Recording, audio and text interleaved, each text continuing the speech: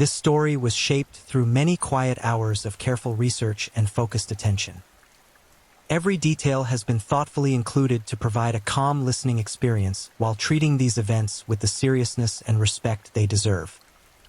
At its core, this channel exists for one reason: to preserve and share the stories that might otherwise fade away with time and be lost in the noise. Somewhere out there, right now, a killer is breathing, eating breakfast, watching television, maybe sitting in a chair by a window, and the only things that know his secret are 11 graves, a desert, and a God who has not yet moved the hand of justice. Welcome to True Crime Headquarters.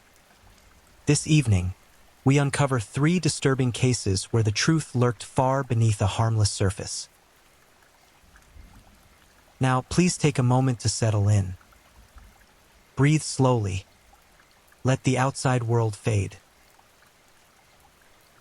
This is the story of the desert that ate them whole. How a nameless predator buried 11 women beneath the New Mexico sky and simply walked away. Also known as the West Mesa Bone Collector, the ghost who has never been caught.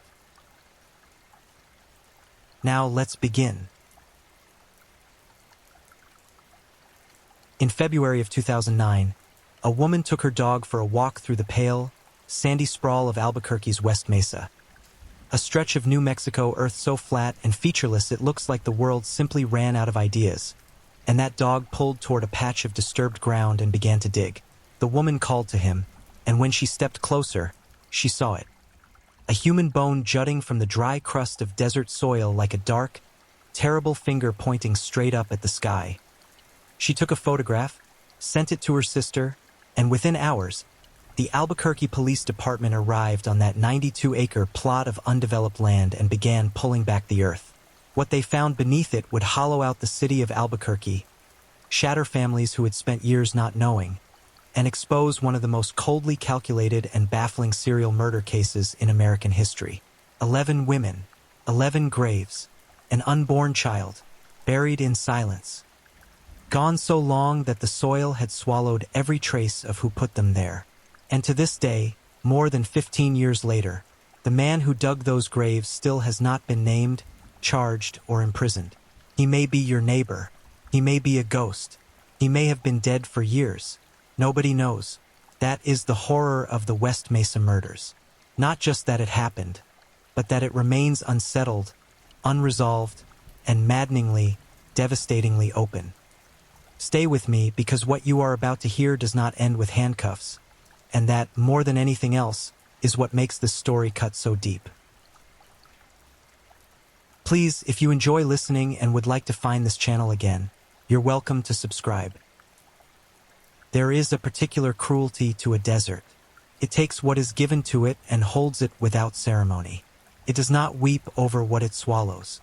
It does not mark the ground or raise a stone. It simply accepts the weight pressed into it and closes back over it, smooth and indifferent, as though nothing ever happened at all. The West Mesa of Albuquerque, New Mexico, knew this kind of cruelty intimately.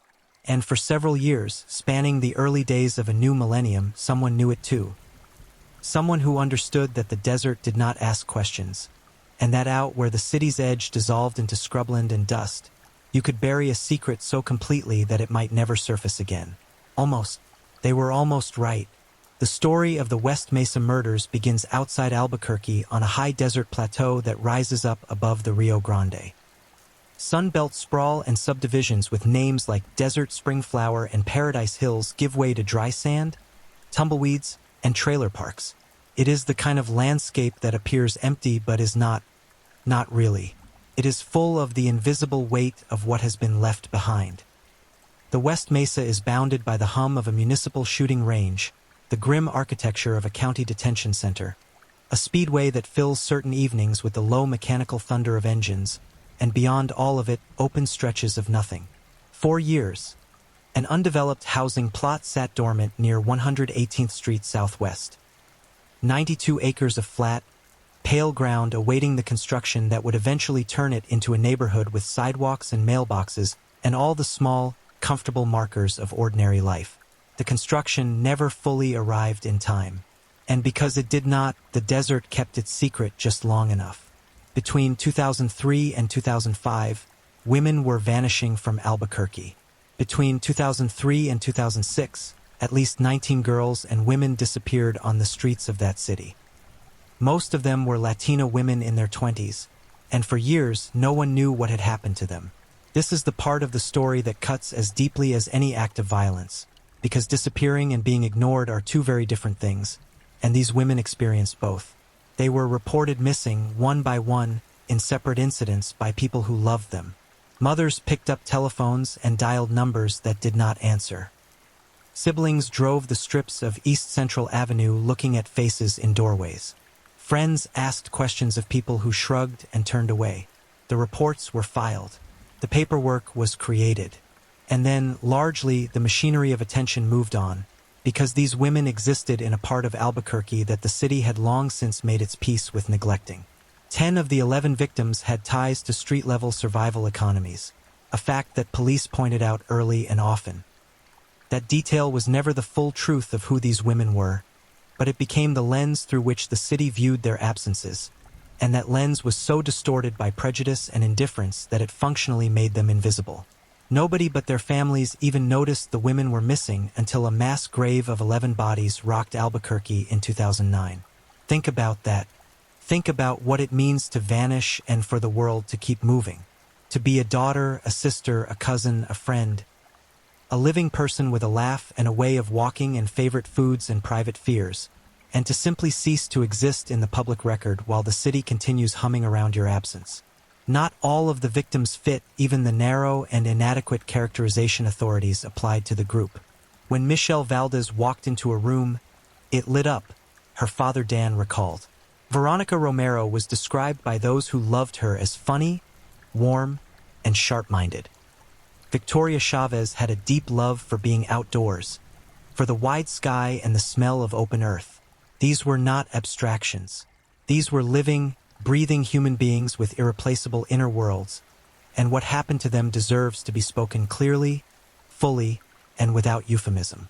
The 11 women were killed between 2003 and 2005 and buried on land that was being developed for homes. The killer, whoever they were, chose this location with a deliberateness that speaks to either profound local knowledge or extensive reconnaissance. They knew the land was undeveloped.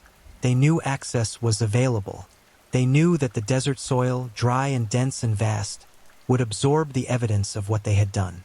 Satellite imagery taken between 2003 and 2005 shows tire marks and patches of disturbed soil in the area where the remains were eventually recovered. According to the analysis of those photographs, the last victim was buried in 2005. This means that for 2 years, at minimum, someone drove out to that stretch of emptiness under the cover of darkness or the indifference of daylight, dug into the earth, placed a body inside, and covered it over. Then they drove home. Then they did it again. At least 11 times. Possibly more.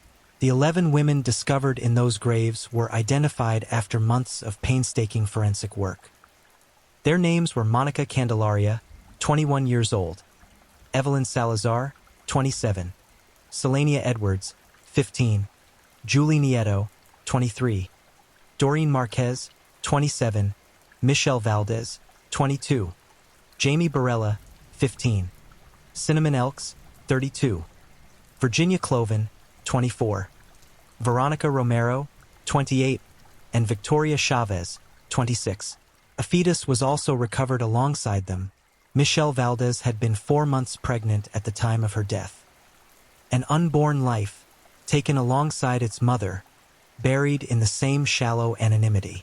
15-year-old Jamie Barella had disappeared in 2004. She had gone to the park with her cousin, leaving the house with her curling iron still on. She was not someone the system had already written off. She was a teenager who stepped out of a door one afternoon, walked toward a park, and never walked back. Her 27-year-old cousin Evelyn Salazar was with her. Both of them ended up in the West Mesa ground. Whatever they stumbled into that day, whatever or whoever intercepted them on that ordinary walk, took 2 lives that were connected by blood and love and swept them both into the desert. Selenia Edwards, a 15-year-old runaway from Lawton, Oklahoma, was the only victim from outside New Mexico.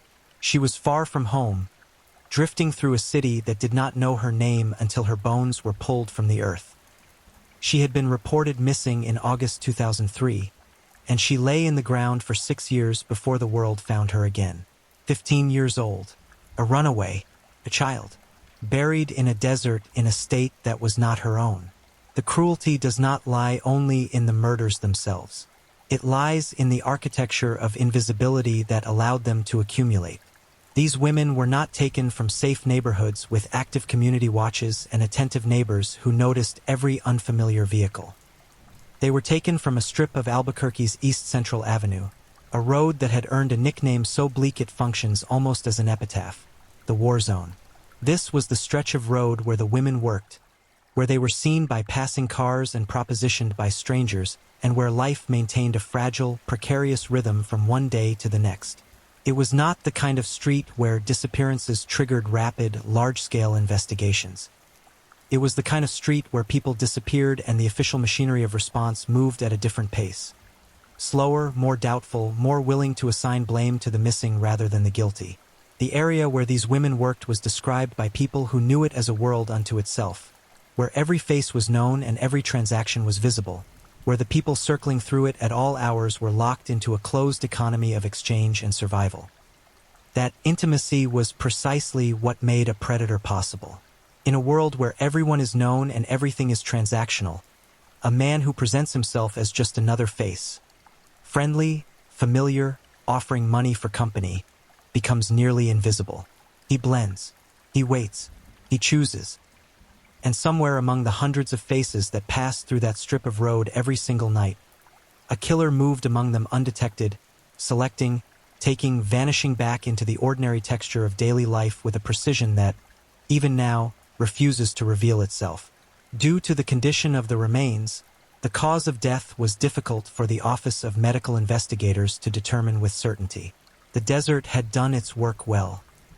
Years of exposure to dry heat and sand and the slow, indifferent chemistry of decomposition had reduced the women to bone and bones, for all their terrible permanence as evidence of death, speak in limited vocabularies when it comes to manner of killing. Investigators came to suspect strangulation based on behavioral profiles being assembled around the primary suspects, men with documented histories of choking and strangling women. But the bones themselves had surrendered very little to confirm it.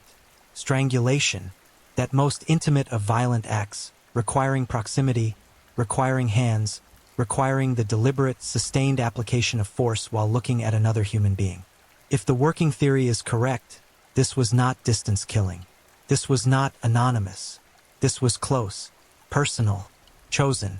The graves themselves were shallow, not the deep, labor-intensive excavations of someone with unlimited time, but efficient, purposeful depressions in the earth, enough to conceal but not necessarily to preserve forever. Police worked alongside archaeologists to painstakingly recover the remains. The site covered a staggering expanse, 92 acres, and detectives spent weeks moving through it systematically, a terrible excavation of secrets the earth had been keeping for years. Given that the first 48 hours of a crime are the most critical for identifying a suspect, investigators were behind the curve by 3 years or more, a gap that had cost them enormously. And all the while, as the bodies were being found one by one and the magnitude of what had happened beneath the surface of the West Mesa was beginning to fully reveal itself to the city, the families who had been waiting, some of them for 6 years, began to receive the calls they had dreaded and somehow always known were coming. The curling iron had been left on. The park had never been reached. The last phone call had never been returned. And now there was an answer as terrible as any answer could be. Here is where she went. Here, in this dry and sunless pocket of earth, is where she has been all this time.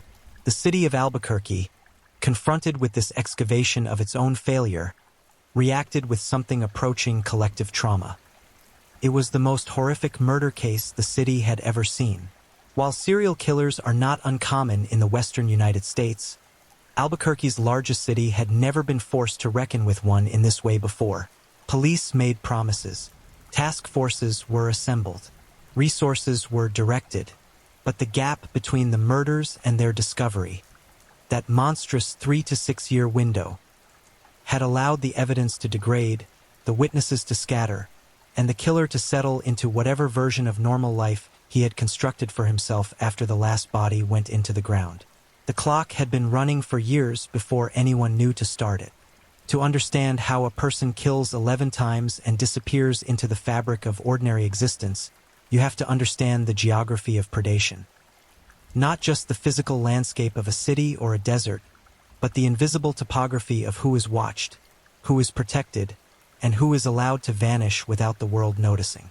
The West Mesa Killer, whoever they were, understood this geography with a precision that suggests not just familiarity with the area, but a studied, predatory knowledge of its vulnerabilities. They knew which women could be approached. They knew which streets were dark enough. They knew where the earth was soft enough to take what they brought to it.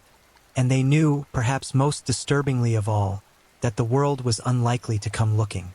The strip of East Central Avenue where most of the victims were last seen alive was not a hidden place. It was visible, trafficked, and known to law enforcement. One of the two men who would eventually emerge as the primary suspect had numerous arrests for offenses related to that very street. Lorenzo Montoya. His name was not unknown to the Albuquerque Police Department before the bones were found. He had solicited an undercover detective along East Central in 1998. He had been arrested in 1999 for attempting to strangle a woman he had picked up and taken to a secluded area. He lived within 1 to 2 miles of the burial site, and yet he continued to move through that world for years, unchecked, until December of 2006, when the full measure of his violence was finally put on display. The killer's method, if the forensic evidence and behavioral profiles point in the right direction, appears to have been profoundly simple. No elaborate traps or theatrical productions of menace. Retired APD Homicide Sergeant Liz Thompson described the perpetrator as someone who may have been charming or friendly in order to build trust or a relationship of some kind with the women first. A predator who sought out the vulnerable. The simplicity of that is, in its own way, the most unsettling element. Charm, familiarity, the appearance of safety extended to someone who had already decided what they were going to do. This is not the monster of fairy tales. All fang and claw and obvious menace. This was someone who looked normal enough to sit across from a woman and smile, and who then used that smile as the first step in something catastrophic. Two men emerged as the most significant suspects in this case, separated by circumstance and fate, but linked by a shared portrait of predatory behavior directed at women on the margins of Albuquerque's nighttime economy. Lorenzo Montoya lived close to the burial site.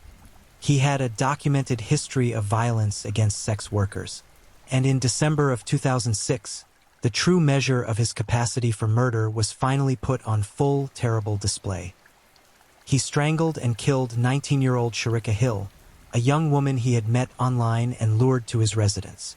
When Hill's companion followed Montoya to his trailer and did not find her emerging, he went to the door and found Montoya in the process of wrapping her body in tape and blankets, preparing to transport and dispose of her remains.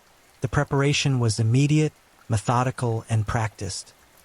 Within an hour of Hill entering that trailer, she was dead, and Montoya already had a plan for what came next.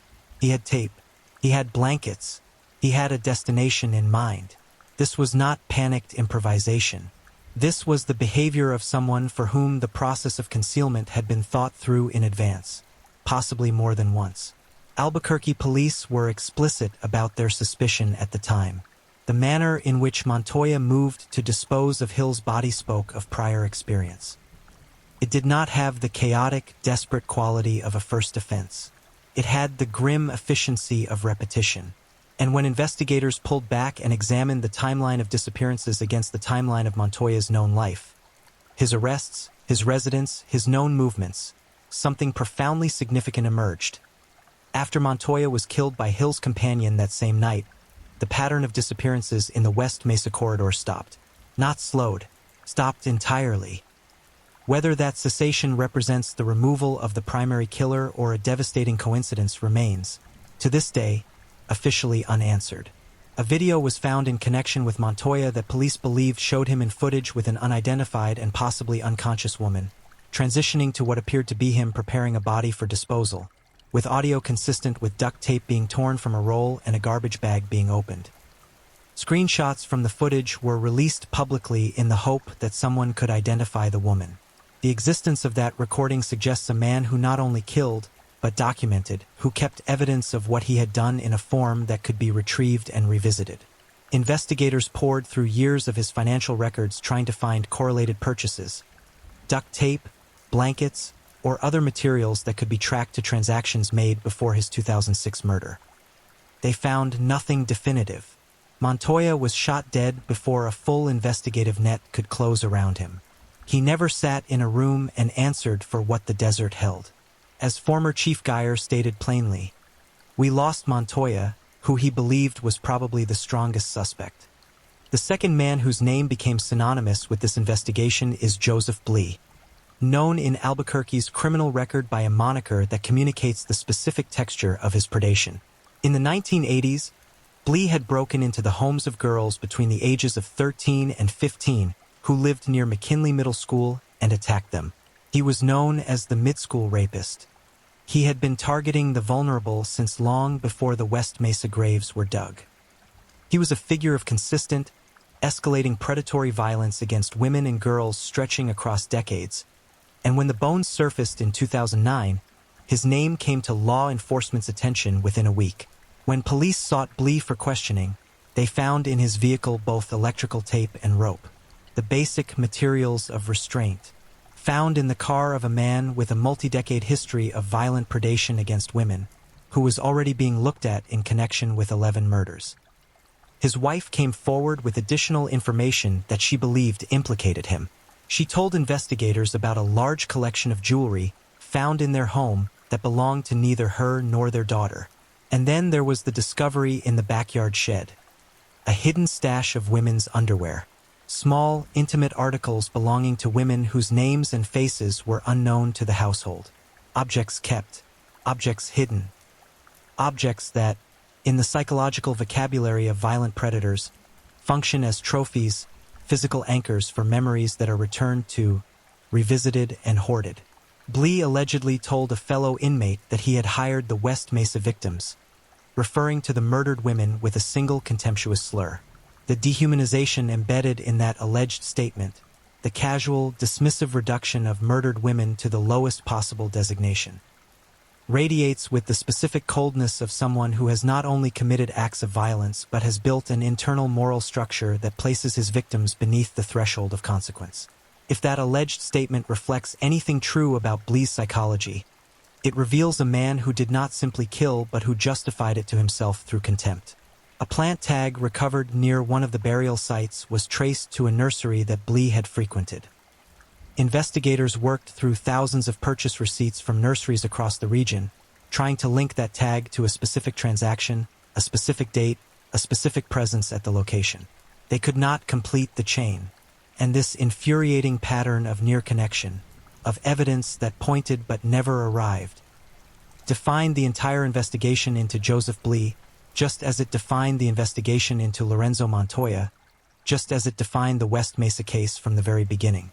Everything suggested, nothing proved. In 2015, Blee's DNA was recovered from the body of a sex worker found dead on Central Avenue. He was also linked through DNA evidence that had sat in an untested rape kit for decades, a sample that was not reanalyzed until 2010. He was subsequently convicted on multiple counts of rape and sentenced to a term of decades in prison. He is confined. He is likely to die within those walls. But he has not been charged in connection with the West Mesa murders. He has never stood before a judge and answered for 11 women buried in a desert. And he has denied any involvement in the killings. The case against him remained, despite all of the circumstantial architecture, below the threshold of legal sufficiency. There was also a third direction of investigation that pulled at the seams of the case, the possibility that these murders were not the work of a lone predator at all, but of an organized network. Investigators received information about a sex trafficking operation connected to neighboring Texas that targeted vulnerable women during major events throughout the southwestern, southern, and western United States. Regularly scheduled events like the New Mexico State Fair, held near the burial site, drew massive crowds and, according to this theory, also drew traffickers who used the cover of large public gatherings to acquire victims from the streets of Albuquerque. The idea that organized criminal networks were leveraging public events to harvest women who would not be missed immediately adds a dimension to this case that extends its horror beyond the acts of any single individual. An anonymous tip also pointed investigators toward a suspect from El Salvador. Every thread was pulled, many frayed, none held. The investigation was further complicated by the passage of time, the nature of the crime scene, and the communities from which the victims came. Most of the women had been involved with drugs or street survival economies, which meant their disappearances were not immediately treated as emergency situations. When they were reported, the reports were not always met with the urgency that other missing persons cases received. Detective Ida Lopez of the APD would later be credited with beginning to compile and connect the disappearances as early as 2005, but by then, the last body had already been buried.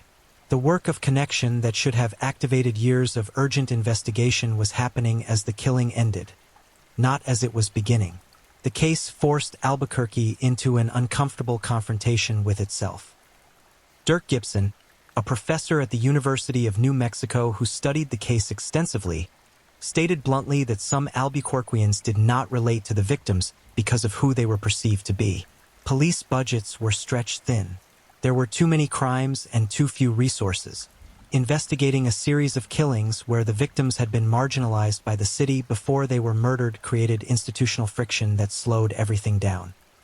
That assessment names something the city would have preferred to leave unsaid: that the victims' marginalization did not end with their deaths. It continued into the investigation itself, into the pace of response, into the priority assigned to finding who put them in the ground. The discovery of the West Mesa burial ground was not an event that unfolded all at once. It was a slow-motion revelation, a terrible, expanding sequence of finds that forced detectives, forensic specialists, family members, and an entire city to confront an accumulation of horror that grew with every new measurement taken, every new grave marked on a map. The first bone was a femur, the large upper leg bone, among the most recognizable human bones in its shape and size. It was a brisk February evening in 2009 when a woman was walking her dog, a rescue named Ruka, through the undeveloped stretch near 118th Street Southwest. The dog ran off and began digging in the dirt. The woman recognized that what she was looking at could be human. She photographed it, confirmed it with her sister, a registered nurse, and called the police. That single phone call on that single evening would eventually open a wound in the city of Albuquerque that has never fully closed. When police arrived and examined the area around the initial find, they immediately understood that they were not dealing with an isolated burial. The disturbed earth extended across a terrain that, once you began to read it with forensic eyes, revealed itself to be a carefully used space. A space returned to multiple times by someone who knew exactly where they were going and exactly what they were bringing. Over the following weeks, the excavation expanded. Combing that undeveloped stretch of West Mesa, detectives spent weeks uncovering all 11 graves. 11. Each one was its own separate act of violence, its own awful story of a life taken and a body carried and a hole dug in the dark. 11 times someone made this trip. 11 times they returned to the same expanse of desert. 11 times they pressed earth back over what they had done and drove away. The logistics of what the killer accomplished. The sheer volume of activity required to transport, bury, and conceal 11 bodies across a 92-acre site over a 2-year period speak to a level of operational control that is deeply disturbing. This was not impulsive. Police worked with forensic archaeologists to painstakingly excavate the remains.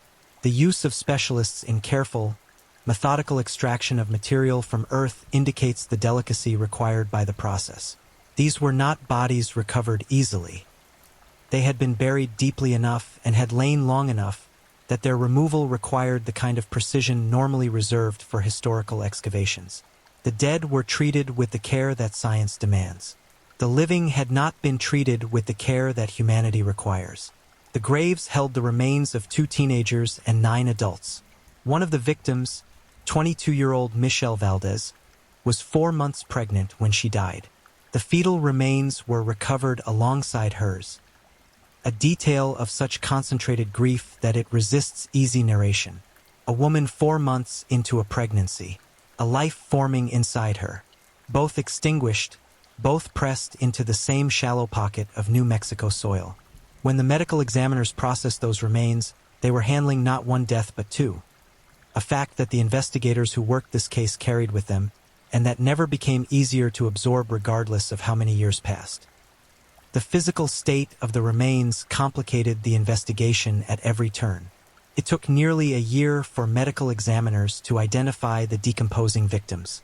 Dental records, DNA comparisons, cross-referencing with missing persons reports, all of it slow, painstaking, deeply human work performed in laboratories against a backdrop of waiting families who needed to know. For some families, the identification brought a terrible relief. Not joy, never joy, but the specific and devastating mercy of knowing. For others, the uncertainty continued. The body of 15-year-old Jamie Barella was the last to be identified.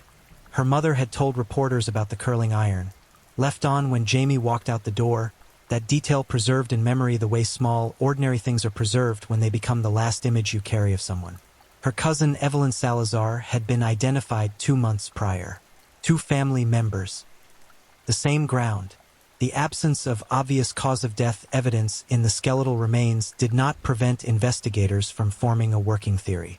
Strangulation leaves traces on bone in some cases, specifically on the hyoid, the small horseshoe-shaped structure in the throat, but years of exposure and the conditions of burial can obscure or destroy even these markers.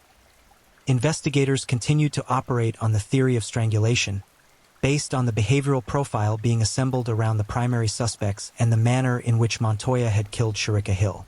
Strangulation is a method that requires the killer to be fully present with the victim during the act, to maintain physical contact through the struggle and the resistance and the eventual stillness. It is not the method of someone who wants distance. It is the method of someone who wants control. The graves themselves told a story of purposeful return. They were not scattered randomly across 92 acres. They were clustered, arranged with the quiet logic of someone who had established a method and repeated it. The killer drove to the site, repeatedly. Satellite imagery confirmed it. Tire tracks pressed into pale earth, visible from above, tracing the same routes made on multiple occasions. A 2004 satellite image showed a set of tracks leading directly to the area where remains were found. But by 2009, when the discovery was made, development and the natural passage of time had erased any hope of recovering automotive evidence from the ground itself. The tracks had been photographed from orbit but could not yield the specific vehicle information that might have cracked the case open. The evidence was there and not there simultaneously. Visible and inaccessible, a perfect metaphor for this entire investigation. As the excavation continued, the physical site was transformed into a crime scene of extraordinary scale and complexity. It was a massive, staggering expanse to work, a space that demanded systematic attention paid to every square foot of undeveloped ground. Forensic markers were placed, grids were established, and the earth was read with a thoroughness that the women buried beneath it had never received while they were alive. The irony of this, the massive deployment of resources and institutional attention after the fact, contrasted with the minimal urgency directed at their disappearances while they were occurring, was not lost on advocates and community members who had been fighting for years to have these women recognized as worthy of protection. Beyond the physical evidence of the graves themselves, investigators pursued one piece of forensic significance that pointed, with maddening imprecision, toward Joseph Blee. A plant tag recovered near one of the burial sites was traced to a nursery Blee once frequented. Investigators worked through thousands of receipts from nurseries across the region, trying to link that tag to a specific purchase and a specific date. They could not complete the chain. There were so many dead ends, as former Chief Geyer described it. Dead end after dead end, and every new direction that seemed promising eventually leading to a wall. When dealing with families in that position, he said, "It is simply heart-wrenching." The photographs released by the Albuquerque Police Department in late 2010 added another layer of disturbing complexity to the case. Police released pictures of 7 women who they believed could be linked to the West Mesa murders. Some of the women in those images appeared to be unconscious, and many shared the same physical characteristics as the original 11 victims. Police would not disclose how or where they had obtained the photographs. The images were deeply troubling on multiple levels, not only because of what they implied about the women depicted, but because their origin remained undisclosed. 2 of the women were subsequently identified as alive and potentially able to provide information. One woman was identified by family members who reported she had died of natural causes several years prior. The photographs opened a window onto something dark and then shut before anyone could see all the way through it. The investigation also examined the possibility that organized sex trafficking networks had been operating in and around Albuquerque during the same window as the murders. Investigators received information linking the case to networks that specifically targeted events like the New Mexico State Fair, held in proximity to the burial site, using the cover of high-traffic public gatherings to access vulnerable women. If this theory bears any truth, the West Mesa murders were not solely the work of one local predator. They may have been downstream casualties of a criminal economy that stretched across state lines and fed on the most marginalized and invisible members of American society.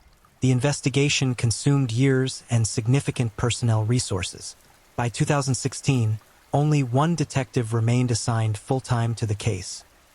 Mark Maroney, who had by that point interviewed more than 200 women with backgrounds similar to the victims and had constructed exhaustive timelines for every person of interest that the investigation had developed. 200 women, all of them navigating the same geography of vulnerability as the 11 who did not survive. Maroney's meticulous timeline work, mapping every suspect's known movements against the disappearance windows of each victim, represented an extraordinary investment of individual investigative will. It also represented the quiet tragedy of a case that required one detective working largely alone to hold together the investigation into 11 murders, building an evidence structure brick by brick with no guarantee that it would ever support the weight of a prosecution. Many persons of interest were eliminated through that timeline work. The methodology was sound. The outcome remained inconclusive. And the families continued waiting for a name, waiting for a courtroom, waiting for the kind of formal institutional acknowledgement that says, here is who did this, here is the face, here is the proof. We have answered for you. That answer has not come. There is a particular quality to an unsolved case that distinguishes it from every other kind of grief. It is not the grief of finality, not the sealed sorrow of a verdict handed down, a sentence carried out, a name attached to the harm. It is the grief of suspension, of existing in a permanent condition of almost knowing, of living with the evidence of what happened without ever fully possessing the truth of who made it happen. The families of the West Mesa victims have lived in this suspension for more than 2 decades. They have buried their dead, insofar as the remains allowed for burial. They have spoken to investigators, answered questions, made themselves available to every new direction the case turned. They have held photographs and worn the weight of absence like a second skeleton inside their own. And still the name of the person responsible has never been spoken in a courtroom. The investigation did not stall for lack of effort. It stalled at the edge of provability, that brutal threshold where what is suspected and what can be legally demonstrated diverge, sometimes by only the thinnest margin, and sometimes by a margin that cannot be crossed regardless of how much circumstantial architecture is constructed around it. Authorities had suspects who appeared to fit the profile, but the evidence was not sufficient to take a case to court and secure a conviction. That gap between seeming guilty and being proven guilty is the structural guarantee of a justice system designed to protect the innocent from false conviction. It is necessary. It is right. And in this case, it also means that 11 women and an unborn child have received no formal justice at all. Lorenzo Montoya will never be tried. He was shot dead in December 2006 by the companion of Sharika Hill, who followed Montoya to his trailer after Hill failed to emerge at the agreed time and found Montoya in the act of preparing her body for disposal. In the act of wrapping a murdered woman in tape and blankets, the practiced efficiency of a man who had thought through this moment, Montoya was himself removed from the world. Any chance to place him in a room and ask him about 11 graves in the West Mesa desert died with him. Police searched his vehicle and residence thoroughly, from carpeting to personal possessions, and nothing tied him definitively to the 11 murders. The circumstantial web was dense. The proximity to the burial site, the documented history of violence against sex workers, the strangulation of Sharika Hill, the apparently methodical preparation for body disposal. But the physical forensic thread that would have connected him definitively to the West Mesa dead did not survive his death or the degradation of time. Joseph Blee is in prison. He is serving a sentence of decades after convictions on multiple counts of rape in 2015, including crimes against a 13-year-old girl. He is confined. He will very likely die within the walls of a correctional facility.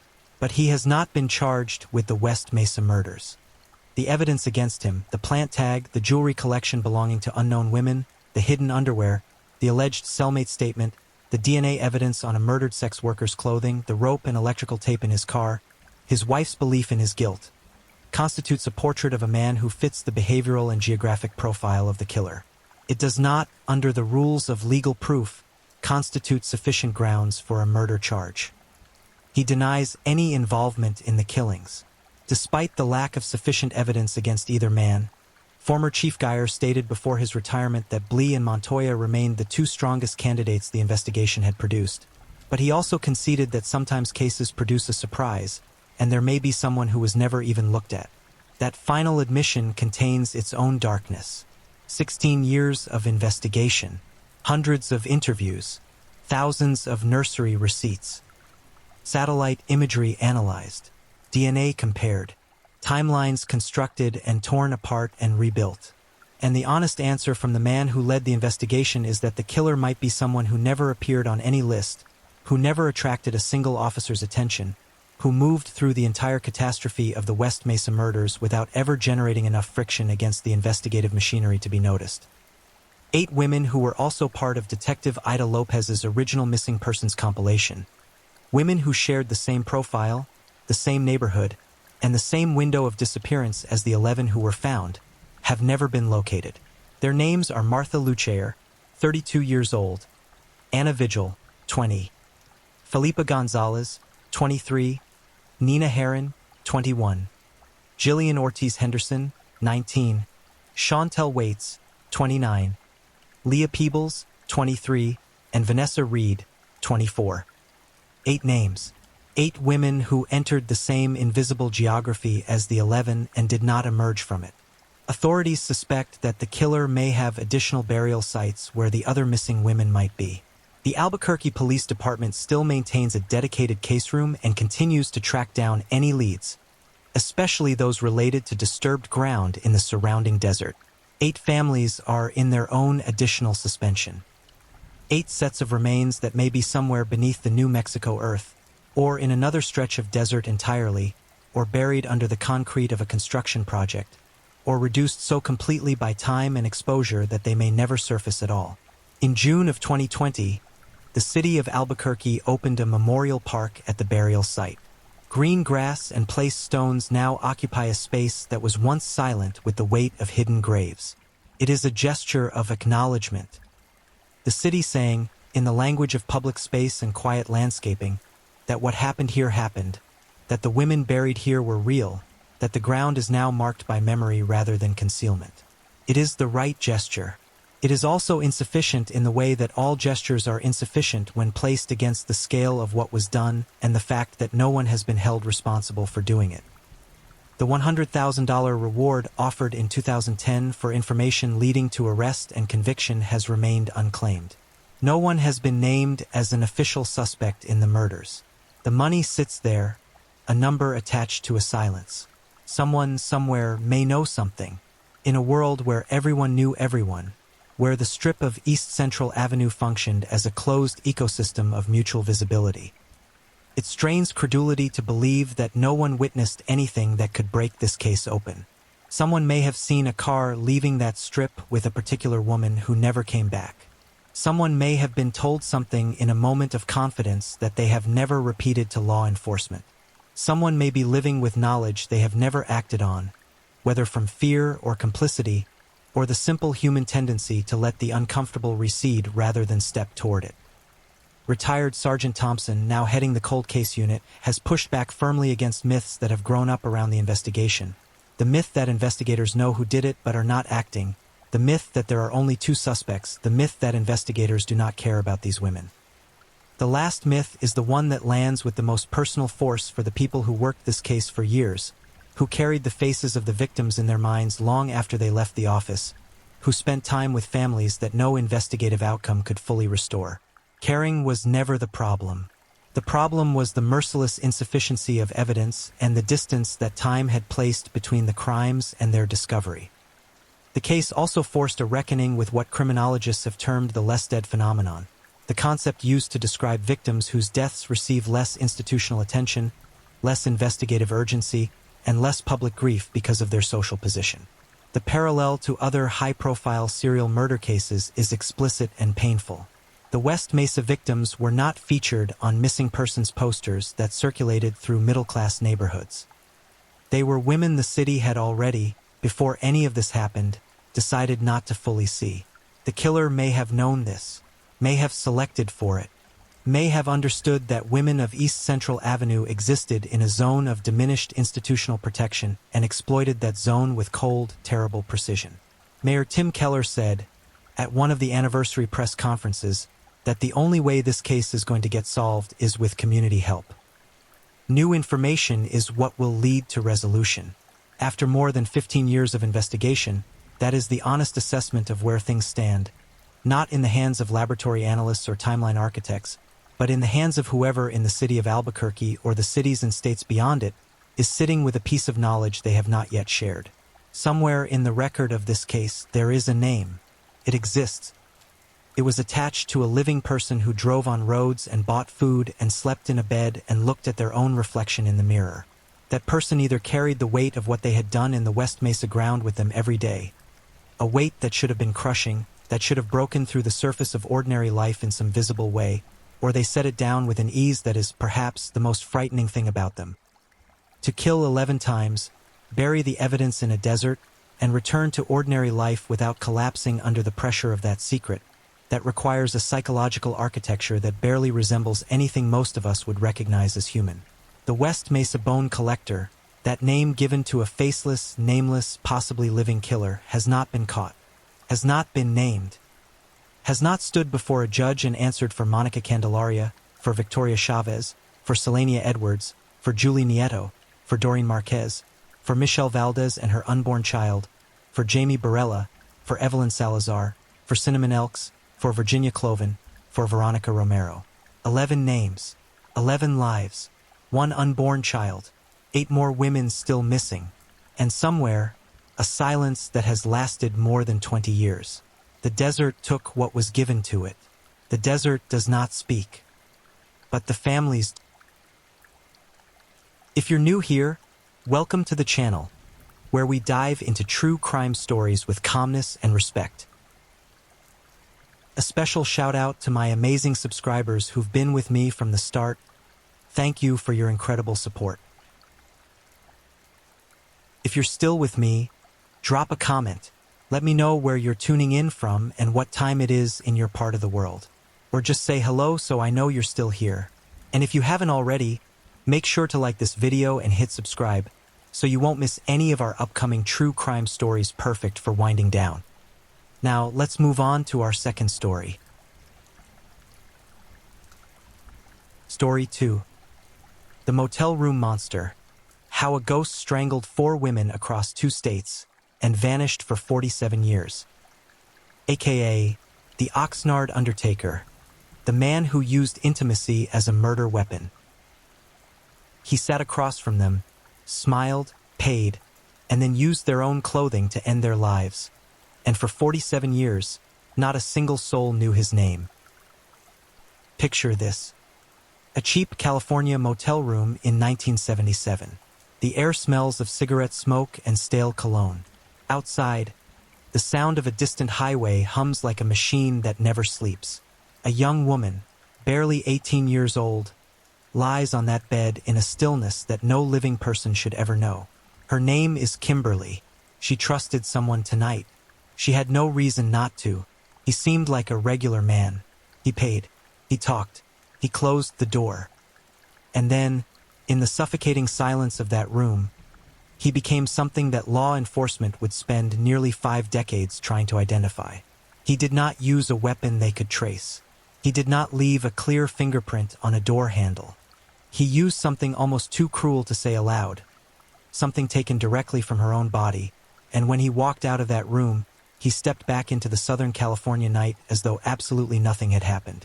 3 women, 7 months, 1 killer, and then nothing.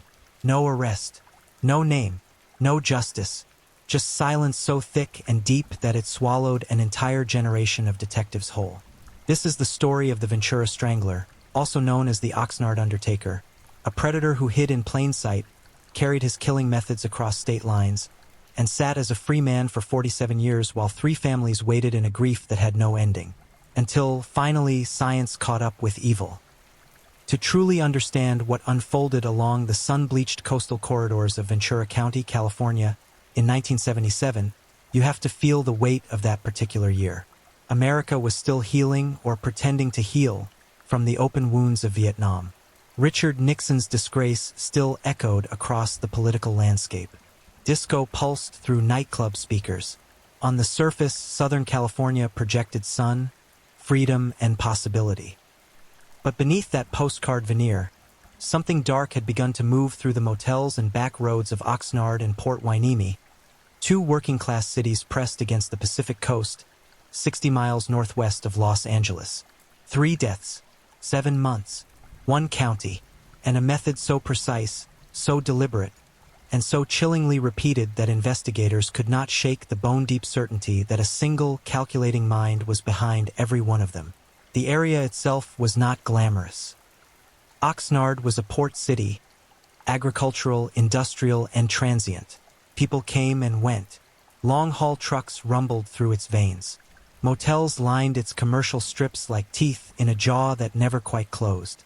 The Plaza Marina Shopping Center in South Oxnard was a familiar landmark, a place where people gathered, where transactions of every kind were made. And in the shadows of that landscape, a group of women survived by navigating the dangerous margins of commercial sex work. Women who had no way of knowing that someone in their midst had turned that very vulnerability into a hunting ground. All 3 victims were women known to frequent the Plaza Marina Shopping Center and the nearby motels that dotted South Oxnard's commercial stretches. Each one had been strangled to death, strangled with her own undergarments. And each body had been arranged in a specific position after death, a position the coroner would later conclude was deliberately intended to degrade the victim. Read that again. The positioning of those bodies was not accidental. It was not the frenzied aftermath of panic. It was a choice, deliberate, purposeful, and meant to send a message. Whether that message was for investigators to find, or whether it was some private, darkly personal statement the killer made to himself, it revealed something terrifying about the nature of the man who did this. He was not disorganized. He was not operating in blind rage. He arranged what he had done. He stood over those women after the life had left them and staged a final image. That detail alone separates the Ventura Strangler from a crime of passion and plants him firmly in the category of the methodical, the controlled, and the deeply predatory. Now let us go back to the very beginning of this nightmare, to a spring morning in May, when the first victim story came to a violent and unjust end. Kimberly Carol Fritz, May 29, 1977, age 18. On the morning of May 29, 1977, Kimberly Carol Fritz was found dead in a room at the Marvin Motel in Port Hueneme. She was 18 years old. Think about that for a moment. Think about what it means to be 18, the age of firsts, of beginnings, of a life that has barely cleared the runway. Kimberly was one of 3 sisters. She had been operating under the alias Carol Brown and had engaged in prostitution in nearby Oxnard. Whatever circumstances had led her to that corner of that life, and life's circumstances are rarely simple or clean. She was still a daughter, a sister, a human being with a history and a heartbeat. That morning, when police responded to the Marvin Motel, they found her lying there in a stillness that no one should ever have to witness. The room told a story of what had occurred. Death had come by strangulation, manual, intimate, deliberate, and the ligature used was something taken from Kimberly herself, an object that spoke to a level of cold intimacy that defied easy description. He had been close to her, he had looked at her, and then he had made his choice, although investigators located one witness, and even went as far as using hypnosis during the questioning process. The investigation produced very few solid leads. Hypnosis, that detail alone paints the desperation of detectives in those early days. They were reaching into every available tool, stretching toward any thread that might unravel the mystery of who had been in that room. But the killer had left them almost nothing to work with. He was careful in a way that suggested this was not his first time navigating the geography of danger and escape. He moved through that crime scene like someone who understood consequences, who knew what traces to avoid, what surfaces to leave untouched. He was disciplined in his method, and when he walked out of that motel room into the California morning, he simply disappeared back into the ordinary world, invisible and untouchable. For Kimberly's family, May 29, 1977 became a wound that would never fully close. For law enforcement, it became a case number assigned to a tragedy that would eventually become part of a larger, darker pattern. But in those first weeks, they did not yet know what they were dealing with. They only knew a young woman was dead, and that whoever had done this to her was still somewhere out there, walking freely among them. The summer passed with terrible normalcy. The sun rose and set over Ventura County. The highway hummed. The motels along the commercial strips turned their vacancy signs on and off. And the man who had killed Kimberly Fritz was still there, still present, still watching. Warren Luther Alexander was not a stranger to Ventura County. He was practically a native of it. He knew its streets, its rhythms, its hiding places, and its people. He knew which corners the women worked. He knew which motels asked few questions. He had lived among these communities long enough to understand how to move through them without creating ripples. And when he returned to that hunting ground that summer, he did not stop at one. Velvet and Sanchez, September 9, 1977. Age 31. The second killing came 4 months after the first, arriving like the second blow of something relentless and deliberate. Velvet and Sanchez, 31 years old, was found dead in the Villa Motor Court in Oxnard, the same motel where she had been living. Velvet and Sanchez was a mother. She had 3 children. 3 children who were waiting somewhere for a mother who would never come home from that room. Witnesses reported seeing her go into a motel room with an adult man. And that is the detail that should send a chill through everyone who hears this story. Witnesses saw her. They saw the man. They registered the scene in their memories. And yet, despite everything they could offer, despite the hypnosis, the canvassing, the detective work that followed, that man remained unnamed for decades. He was seen and yet unseen, present in the peripheral vision of a witness who perhaps noticed nothing alarming. Just a woman and a man going into a room. A transaction. A door closing. An ordinary sight on an ordinary night in Oxnard, 1977. Velvet and Sanchez was strangled to death in that room. The ligature used was her own undergarments. The same method, the same deliberateness, the same disturbing precision that would later convince investigators, and a coroner, that no coincidence could explain this. One killer, one signature, one mind working with terrible, focused purpose. When detectives found her, the scene bore the unmistakable hallmarks of the Fritz case. The arrangement, the method, the almost clinical quality of what had been done. And now investigators had something they had not fully had before, a pattern. 2 women, both commercial sex workers, both strangled with their own clothing, both bodies positioned in a manner the coroner described as degrading and intentional, found in cheap motels within the same county, within months of each other. Detectives who investigated both cases immediately suspected the same perpetrator was responsible. That suspicion was sound. It was correct. But suspicion without evidence is a ghost. It haunts you, it whispers the truth, but it gives you nothing you can take to a courtroom. The killer had not left the kind of evidence that 1977 technology could turn into a name, a face, or an arrest. And so he remained free. 3 children lost their mother that September. They grew up without her: birthdays, first days of school, graduations, weddings, the absence carved into their lives like a canyon. And the man responsible went home, presumably, and continued living, continued driving, continued being whoever he presented himself to be to the world around him. The investigators worked. They canvassed. They chased leads that crumbled like dry paper in their hands. They poured hours and nights into a case that gave them nothing solid to hold on to. And as the autumn of 1977 settled over Ventura County, none of them could have imagined that the worst was not yet over, that the year was not done with its cruelty, and that before the calendar turned to 1978, there would be a third victim, a third family shattered, a third scene arranged with that same horrible, deliberate composure. Lorraine and Rodriguez, December 27, 1977. Age 21. 2 days after Christmas. 2 days after a holiday built on the idea of family, warmth, and togetherness. 2 days after a season that should have carried some measure of hope. That is when the third woman was found. Lorraine and Rodriguez was discovered near the Laguna Road Bridge in the Oxnard Plains area. She had been strangled to death. Originally from Kansas, she had moved to Oxnard and attended Hueneme High School. She had a son and a daughter. Her little girl was only 3 years old at the time her mother was taken from her. 3 years old. That child would grow up carrying the absence of her mother in every single milestone. Every first day of school, every birthday, every quiet evening that other children spent in the presence of the woman who brought them into the world. Lorraine Rodriguez was not just a statistic or a case number.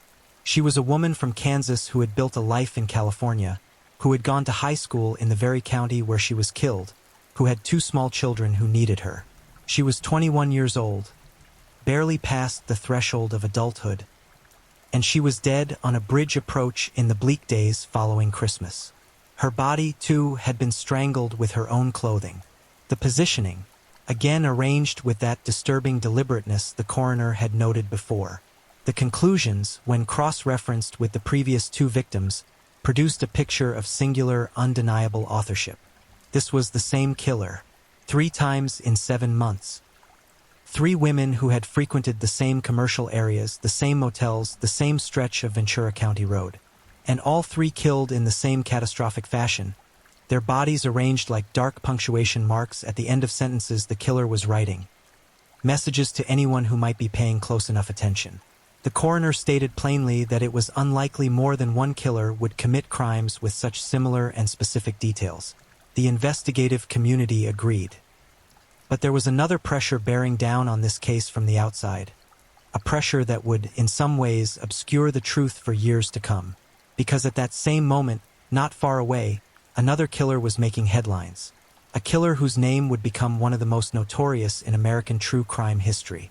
The city of Los Angeles was gripped by something the press had begun calling the Hillside Strangler. Bodies were turning up on the hillsides of Glendale and Highland Park. Women, young women, were being abducted, assaulted, and murdered. The city was in panic. And investigators, under enormous pressure, began to wonder. Could the Ventura County killings and the Los Angeles killings be the work of the same hand? That false connection, that investigative detour, cost precious time and precious focus. Resources that should have been narrowing in on the Ventura County killer were being stretched across 2 investigations that were, in reality, completely separate tragedies. It was an understandable mistake, given the geographic proximity and the surface similarities in method. But it was also a gift to the man who had killed Kimberly Fritz, Velvet and Sanchez, and Lorraine and Rodriguez, because while the attention swirled around the Los Angeles case, he slipped deeper into anonymity. In 1979, Kenneth Bianchi and Angelo Buono were arrested for the Los Angeles killings. They were the Hillside Strangler, 2 cousins operating as a brutal team, responsible for the deaths of 10 women and girls across Los Angeles. Their arrest and subsequent prosecution dominated headlines and consumed law enforcement energy for years. And when it became definitively clear that the Ventura County murders were an entirely separate case, the trail there had gone stone cold. The man who did this had vanished, not to another country, not off the face of the earth, He had simply moved on geographically, emotionally, apparently. He had returned to his life, his truck, his routes, his roads, and the families of Kimberly Fritz, Velvet and Sanchez, and Lorraine and Rodriguez were left to carry a grief that had no resolution, no name, no face, no conclusion. Just 3 open wounds bleeding quietly through the decades. There is a particular kind of horror that comes not from the monstrous and unfamiliar, but from the ordinary. The face that fits into a neighborhood. The man who waves from the driveway. The worker who shows up, does his job, buys his groceries, and exchanges pleasantries with people who will later tell news cameras. I never would have guessed. That particular horror has a name, and in this story, that name is Warren Luther Alexander. Born on January 12, 1951, Warren Luther Alexander's early life seemed unremarkable by every outward measure. He grew up in Oxnard, California, attending local schools through the 1950s and 1960s. He was not an outsider who descended on Ventura County from some far and unknown place. He was from there. He knew those streets because he had grown up on them. He had attended school with children who became adults in those same communities. Communities that would later discover they had harbored something terrible in their midst without ever knowing it. Like many young men of his generation, Alexander joined the military and served in the United States Marine Corps. This period of his life coincided with the Vietnam War era, a time that left many veterans struggling with post-traumatic stress and the slow, grinding difficulty of readjustment to civilian life. Whether military service affected him in ways that shaped what he later became is a question that will likely never receive a satisfying answer. What is known is that after his service, he returned to civilian life and took up a series of jobs that placed him consistently in contact with strangers, with transient people, with the margins of society, with the kinds of interactions that leave no paper trail and carry no witnesses. He worked as a taxi driver. Think about the architecture of that.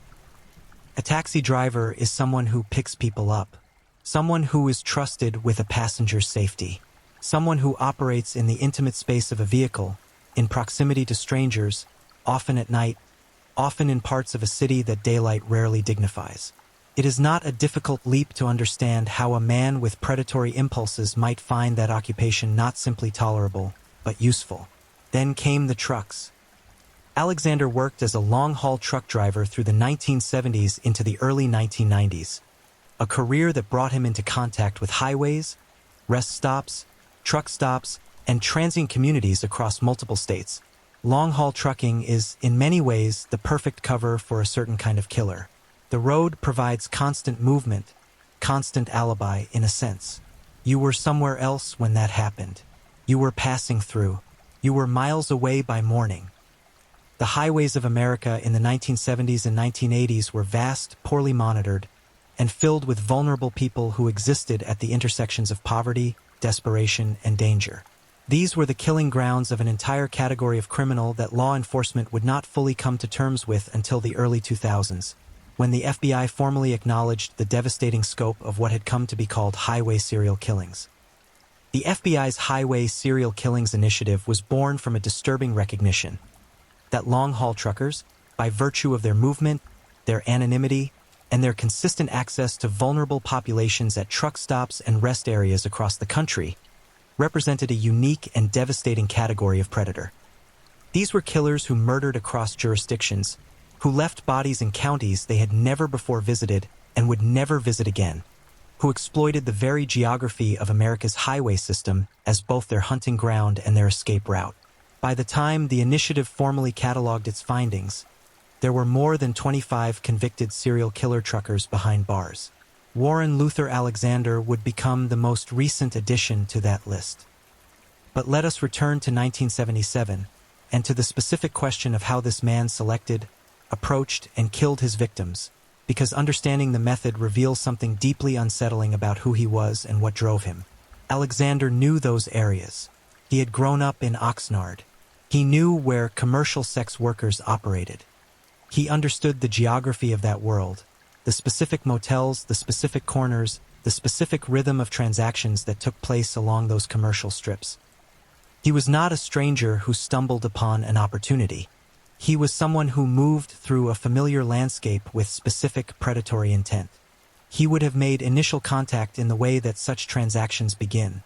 An arrangement, a negotiation, a door opened. These women trusted that a commercial exchange offered at least the basic protection of mutual purpose. He wanted a service, they wanted payment, and the transaction would conclude without violence. That assumption, reasonable enough in the context of their daily lives, was the crack through which Alexander drove his violence. Once inside those motel rooms, behind closed doors, in spaces that offered no witness and no exit strategy for the women who found themselves cornered, he transformed. What had begun as a commercial arrangement became something else entirely, something calculated and cold-blooded and final. He did not bring a weapon. He used what was already there, what was already on the person of the woman in front of him. Her own clothing, twisted and tightened around her throat, became the last thing she ever felt. The psychological dimension of that choice is worth dwelling on. A killer who brings his own ligature is one kind of predator. A killer who uses the victim's own garment as the instrument of death is making a different kind of statement. One that speaks to a level of intimate domination that transcends simple murder and crosses into something closer to ritual. Criminologists and forensic psychologists have written extensively about what they call a killer's signature. The details repeated not because they are functionally necessary, but because they are psychologically necessary. They are the thing that makes the act complete in whatever fractured framework exists inside a murderer's mind. And then there was what he did after. The arrangement of the bodies was not the work of a panicked man desperate to escape a room. He stood over those women after the life had left them, and he composed a final image, an image the coroner described with clinical restraint as deliberately degrading. He made a statement. He knew exactly what he was doing, and then he walked out. After December 27, 1977, the killings in Ventura County stopped. Or at least, the killings there that investigators could connect to him stopped. Alexander's truck routes would take him across state lines, across decades, across the invisible boundaries between one cold case file and the next. And in the years that followed, investigators in Ventura County were left with 3 victims, a coroner's conclusions, a handful of witness accounts, and the slow agony of a case going cold. For decades, detectives believed the 3 murders were connected, but the cases had grown colder with every passing year. The photographs of Kimberly Fritz, Velvet and Sanchez, and Lorraine and Rodriguez sat in those files. Young faces frozen in the moment before everything went wrong, staring out from case folders that more and more people had to be reminded to open. But something else was happening in those intervening years, something the killer could not have anticipated when he drove out of Ventura County for the last time in the winter of 1977. Science was not finished with him. Forensic technology was in a state of slow, relentless revolution. DNA analysis, barely in its infancy in the 1970s, was becoming increasingly sophisticated with every passing year. And the detectives who inherited those cold case files were not willing to simply let the silence stand. In 2006, detectives with the Cold Case Unit uploaded the preserved forensic evidence from the 1977 murders into CODIS, the Combined DNA Index System, the nationwide law enforcement DNA database. No match was found. Not yet. But the evidence was in the system, patient and still, waiting for the moment when the right profile would arrive and those locked doors would finally open. Warren Luther Alexander, meanwhile, had continued to live. He had continued to drive. He had eventually settled in Diamond Head, Mississippi, where he retired from the road and lived the quiet life of an elderly man in a small southern town. Whatever he carried inside him from Ventura County, whatever he thought about in the small hours, he wore the face of the ordinary to everyone around him. But the roads were not done with him, because somewhere between California and Mississippi, on the highways that had been his domain for 3 decades, he had killed again. There is a stretch of Interstate 85 in North Carolina that cuts through the foothills, winding through a landscape that is by most measures unremarkable. Fields, tree lines, exit ramps leading to towns most travelers never stop in. Welcome centers that dot the highway at intervals. Places where the long-distance driver pulls over, stretches, watches the other travelers come and go without really seeing them. It was in that world, the world of highways and transients and the anonymous geography of American long-haul travel, that Warren Luther Alexander's violence announced itself again, 15 years after Ventura County. Nona Stamey Cobb, July 6, 1992. Age 29. On July 6, 1992, Nona Stamey Cobb, 29 years old, was last seen at the Welcome Center on Interstate 85 in Cleveland County, North Carolina. Witnesses reported seeing her get into a truck driven by an unidentified man. Let that image sit for a moment.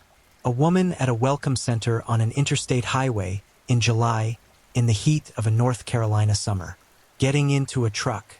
A single, mundane moment that no one who witnessed it had any reason to mark as the last moment of someone's life. She was alive.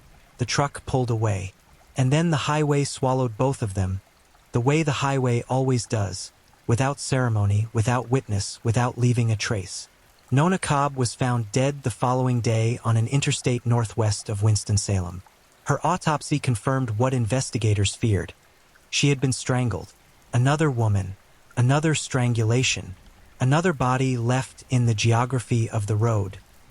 Not in a motel room this time, but along the interstate itself, discarded with the brutal efficiency of a killer who had, over 15 years, apparently refined both his confidence and his carelessness about discovery. Think about the span of time between Lorraine Rodriguez in December 1977 and Nona Cobb in July 1992. 15 years. 15 years during which Warren Luther Alexander had driven those highways, had presumably continued his patterns of approaching vulnerable women at rest stops and truck stops, had lived and worked and breathed as a free man while 3 families in Ventura County waited for justice that never came. Were there other victims in those 15 years? Were there other women found strangled along highways from California to the Carolinas whose deaths were filed under unknown suspects in jurisdictions that had no way of comparing notes in the pre-digital era? Investigators who later examined Alexander's case said plainly that there is a real possibility he is responsible for even more killings in other states.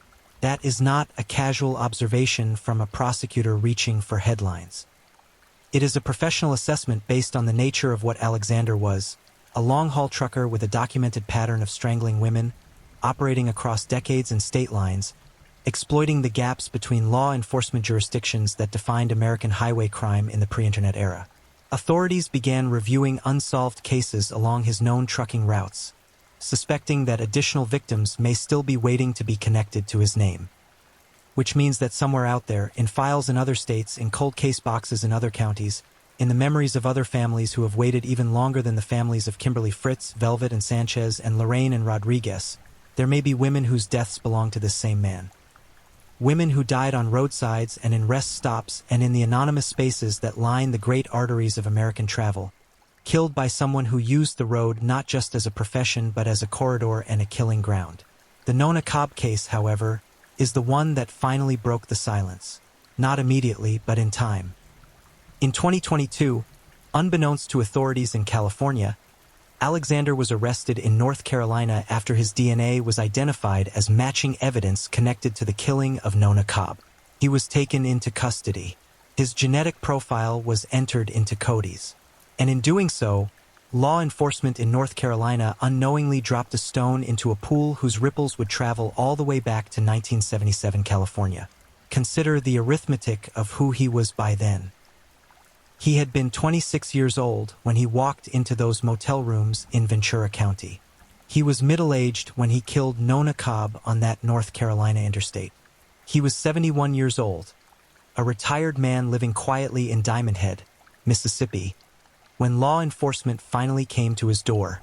For nearly 5 decades, he had existed in the free world. He had eaten meals, watched television, perhaps sat on a porch and watched the sun go down, while 3 families in California carried the unfinished grief of murdered daughters and mothers and sisters. And he had only a minor criminal record before his arrest in 2022. Minor. That word is almost insulting in context, but it is factually accurate. In the public record, in the formal, searchable record of criminal justice, Warren Luther Alexander appeared to be a man who had lived largely within the bounds of the law. No major convictions. No registered danger, No flag on any database that anyone thought to check. He was, in every official sense, a private citizen living in retirement in a small town in Mississippi. But DNA does not care about official records. DNA does not care about the passage of time, the respectability of retirement, or the benign appearance of an elderly man in a quiet southern town. DNA is the record that the body writes, the signature that cannot be forged, concealed, or destroyed by the simple act of moving on. And in 2022, the body's record caught up with Warren Luther Alexander. When North Carolina authorities arrested him for the Nona Cobb murder and uploaded his DNA profile to Cody's, they set in motion a chain of events that Alexander could not have foreseen. Because in that same database, sitting patiently since 2006, was the DNA evidence collected from the Ventura County crime scenes. 3 sets of biological evidence from 3 murdered women, preserved across 4 decades by detectives who refused to give up. In February 2023, the Ventura County Cold Case Unit began re-examining the murders with renewed intensity. Detectives who may never have met the original investigators, who had inherited these cases from people long since retired or gone, picked up those heavy, decades-old files and said, "Not yet. Not until we know." They took the preserved biological evidence from 1977, the technology of 2023, and the newly established DNA profile of a man held in North Carolina for a different murder, and they ran the comparison. The comparison came back, match. Warren Luther Alexander's DNA, uploaded to Cody's when he was arrested for the killing of Nona Cobb, matched the DNA recovered from all 3 Ventura County crime scenes. The same man, Kimberly Fritz in May, Velvet and Sanchez in September, Lorraine and Rodriguez in December, and Nona Cobb on a North Carolina interstate in July 1992. The same biological signature present in each case, confirming what the coroner had suspected in 1977. One killer, one method, one deeply disturbed and deliberate hand behind all of it. The investigation that followed was a collaborative effort involving the Ventura County Sheriff's Office, the Oxnard Police Department, and the Port Hueneme Police Department, 3 agencies bound together by the thread of 3 murdered women, working across the geography of nearly 5 decades to bring a single man to account. They coordinated with North Carolina authorities. They built their case from the DNA evidence outward, reconstructing the connections between crime scenes, victim profiles, and the movements of a former trucker who had once called Oxnard home. The families of Kimberly Fritz, Velvet and Sanchez, and Lorraine and Rodriguez were contacted. We do not know the full texture of those conversations. The phone call from a detective, the moment a surviving sibling or a now-adult child heard words they may have long since stopped expecting to hear. We do not know whether they wept, or sat in silence, or felt the complicated mix of relief and renewed grief that often accompanies the breaking of a cold case. What we know is that they had waited nearly half a century. What we know is that their loved ones had not been forgotten. August 6, 2024. 2 law enforcement officers escort a 73-year-old man off a plane in Southern California. He is thin, gray, the architecture of age visible in every line of his face. He has been transported from Surry County, North Carolina, from a jail where he had been held since 2022 on the Nona Cobb murder charge, across the country to a place he had not stood in decades, a place where, nearly 50 years earlier, he had left 3 women dead in motel rooms and on a bridge approach, and then simply driven away. Warren Luther Alexander had returned to Ventura County, not on his own terms, not with the freedom of a man who once knew these streets and these communities. He returned in handcuffs, under guard, escorted by the law enforcement agencies that had spent nearly half a century building the case that would bring him to this moment. He was held without bail and charged with the slayings of 3 women who had been strangled to death in 1977 in Southern California. The Ventura County District Attorney, Eric Nazarenko, addressed the press with a gravity fully appropriate to the weight of the occasion. He stood before cameras and reporters and the representatives of law enforcement agencies who had dedicated pieces of their careers to this moment, and he said, "These murders may have occurred 47 years ago, but the investigators never gave up. They never gave up seeking justice for these 3 victims, their loved ones, and their families. Just because a case has gone cold does not mean it should ever be forgotten. That statement carries more weight than it might first appear. Because in the world of cold case investigation, the cases that get forgotten are not always the ones with no evidence. Sometimes they are the ones with no advocate, no family with resources to keep pressure on investigators, no media attention to keep the public's eye on the file. Kimberly Fritz, Velvet and Sanchez, and Lorraine and Rodriguez were commercial sex workers, women who existed at the margins of a social order that has historically assigned greater investigative energy to victims deemed more conventionally sympathetic. The history of American true crime is full of cases where victims were deprioritized because of their occupation, their poverty, their circumstances, or the perceived disposability of their lives. That these three women were not forgotten. That their DNA evidence was preserved and uploaded and re-examined with every technological advance available represents something meaningful. Something that the district attorney acknowledged openly when he described their occupation as a vocation that had subjected them to violence, trafficking, and extreme exploitation. These women were not footnotes. They were not cautionary tales. They were human beings operating in a world that had failed them in multiple ways before the man who killed them ever appeared. Their deaths deserved the full weight of investigative attention, and the Ventura County Cold Case Unit ultimately delivered that. The preliminary hearing that followed was a substantial legal proceeding, 3 days long, calling 13 witnesses to the stand. Among them were 3 DNA analysts, a fingerprint examiner, and 5 witnesses from the original 1977 investigation. Those 5 witnesses, people who had been there at the beginning of this nightmare, who had stood at those crime scenes as young officers and investigators, returned to testify nearly half a century later. Think about what that requires of a person. To return to the specific detail of those scenes. To revisit memories carried for nearly 50 years. To stand in a courtroom and say, yes, I was there. Yes, this is what I saw. Yes, this is what was done.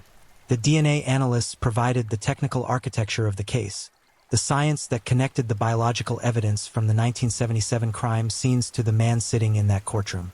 3 women, 3 sets of DNA evidence preserved across 4 decades, 1 matching profile.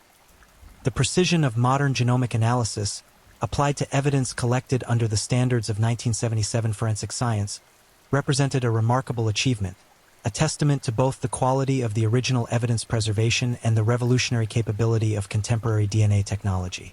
On October 18, 2024, Ventura County Superior Court Judge Paul Feldman ruled that there was sufficient evidence for Warren Luther Alexander to stand trial. He was held to answer on 3 counts of first-degree murder. That ruling was not the final verdict. It was not the culmination of the story, but it was the law's formal declaration that this case was real, the evidence was solid, and the man in the defendant's chair had questions to answer before a jury of his peers. Alexander pleaded not guilty at his arraignment. That plea is his right under the legal system, a system that demands the state prove its case before it destroys a person's liberty. The prosecution, armed with decades of preserved evidence and the formidable power of modern DNA science, expressed confidence in their ability to meet that standard. Consider the full scope of what was now being reckoned with.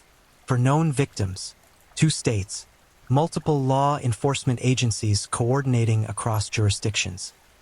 A case that stretched from 1977 to 1992, with the credible possibility of additional victims somewhere in the miles between those years. A defendant who had been a young man when the first murder was committed and who was now a septuagenarian facing the remainder of his life in a prison cell. The chief of the Oxnard Police Department put the generational scope of this investigation into stark perspective. These murder cases, he said, had literally spanned generations of detectives. Many of the officers and investigators who initially responded to these cases were either long since retired or had passed on entirely. That is the reality of cold case work in its most human form. It is handed down like an inheritance, not of wealth or property, but of obligation. A new detective arrives, opens a box, and inherits the weight of an unsolved death, the files of predecessors they never met, the photographs of victims they will come to know only through documents and evidence. They carry forward a pursuit that began before they joined the force. Generation after generation of investigators, each one refusing to close the book, each one adding their own notes and leads and dead ends to the accumulating record, until, finally, science delivers what decades of detective work alone could not. The Ventura County Cold Case Homicide Unit, supported in part by a $950,000 grant from U.S. Representative Julia Brownlee, specifically earmarked for resolving backlogged violent crime cases using modern DNA technology, had, in this instance, produced something that cannot be quantified in dollars. It had produced justice, or the beginning of it. And what of the road? What of the highways Alexander drove for 3 decades, the routes that took him from California to the Carolinas and everywhere in between? Investigators are still at work on that question. Authorities are actively reviewing unsolved cases along his known trucking routes, and the FBI's Highway Serial Killings Initiative, the program dedicated specifically to tracking predators who exploited the American highway system as their killing ground, is among the agencies examining those routes against the map of unsolved strangulation deaths in the same corridors and same decades. Because the disturbing truth about a killer like Warren Luther Alexander is that the known victims may not be the only victims. The 4 names we have, Kimberly Fritz, Velvet and Sanchez, Lorraine and Rodriguez, Nona Cobb, may not be the full accounting. Somewhere in other cold case files, in other boxes in other counties, there may be women whose deaths have never been resolved, whose families have waited even longer than the families in Ventura County, and whose connection to this man has not yet been established. That possibility haunts the edges of this case with a dread that has no clean resolution. What we know is this: 3 women died in Ventura County in 1977, and their deaths were not forgotten. Their evidence was preserved, handled with care, re-examined with every advance that science offered, and ultimately vindicated by a DNA match that placed the accused at each of their murder scenes. The detectives who uploaded that evidence to Cody's in 2006 did not yet have a name, but they had faith in the idea that the name would eventually come. And it did. Kimberly Carol Fritz was 18 years old. One of 3 sisters, a young woman navigating a difficult and dangerous life in the coastal communities of Ventura County. When someone took her life in a motel room in Port Hueneme on May 29, 1977, she deserved better than what she received that night, and she deserved better than the 47 years of silence that followed. Velvet and Sanchez was 31 years old, a mother of 3 children, a woman living in the Villa Motor Court in Oxnard, when a man she let through her door used her own clothing as a weapon against her. Her children grew up without her. That absence is a wound that no verdict can fully heal, but that justice can at least give meaning to. Lorraine and Rodriguez was 21 years old, originally from Kansas, a graduate of Hueneme High School, a devoted mother of 2 small children, one of them only 3 years old at the time, when her body was found near the Laguna Road Bridge 2 days after Christmas, 1977. She was the kind of person whose absence in a room is felt for the rest of the lives of everyone who loved her. These are the people at the center of this story. Not the killer, not the cold case mechanics, not the DNA science, as remarkable as it is. These 3 women, young, vulnerable, marginalized, and murdered, are the reason any of this matters. They are the reason that generations of detectives kept opening those boxes. They are the reason the cold case unit resubmitted that evidence in 2023. They are the reason that Ventura County's district attorney stood before the cameras in August 2024 and said that the day of reckoning had finally arrived. The Ventura Strangler, the man known in the darkest corners of Ventura County's history as the Oxnard Undertaker, is now in custody. The roads that carried him away from 3 crime scenes cannot carry him away from what the evidence says he did. The motels where he closed those doors and committed those acts still exist, perhaps, somewhere along those coastal commercial strips of Southern California. But the man who walked out of them as a free man will never walk free again, if justice takes its full and rightful course. The families of Kimberly Fritz, Velvet and Sanchez, and Lorraine and Rodriguez have waited long enough. The law is now doing the work that grief alone could never accomplish. And somewhere in the quiet of 3 separate lives, in the memory of sisters, in the grown hearts of children who barely knew their mothers, there is, perhaps, at last, the the fragile and hard-won beginning of something that resembles peace. Their names were not forgotten. They never should have been. If you're enjoying these stories, don't forget to leave a comment. I'd love to hear where you're tuning in from and what time it is in your part of the world. And if you haven't already, be sure to like this video and subscribe so you don't miss the next true crime story to help you drift off to sleep. Now, let's move on to our third story. Story 3. The Tube Sock Killings, aka the Woodland Strangler of the Pacific Northwest. He left a tube sock as his calling card, and the woods of Washington state swallowed his identity whole. Somewhere deep inside the fog-choked wilderness of Washington state, a little girl sat in the back of a pickup truck, watching her mother disappear into the trees, and decades later, no one has ever truly explained what happened next. There are crimes that disturb you. There are crimes that keep investigators awake, wide-eyed, staring at ceiling tiles at 3 in the morning, replaying every detail in the dark theater of their minds, wondering where it all went wrong. And then, on a different, colder, more wicked shelf, there are crimes that do something worse. They do not disturb you. They possess you. They follow you home, sit down at your dinner table, and wait. The tube sock killings are that kind of crime.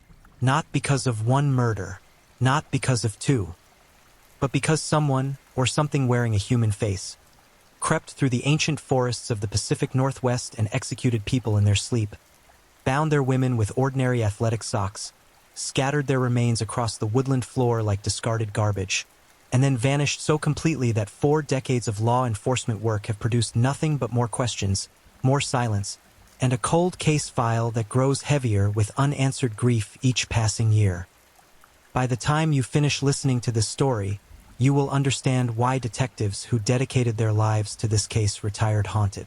You will understand why a 2-year-old girl's 5 words, "Mommy was in the trees," became one of the most chilling sentences in Pacific Northwest criminal history. You will understand why the trees around Mineral, Washington still hold secrets. And you will understand why, to this very day, the tube sock killer may still be breathing. The Pacific Northwest has a particular kind of silence that unsettles outsiders.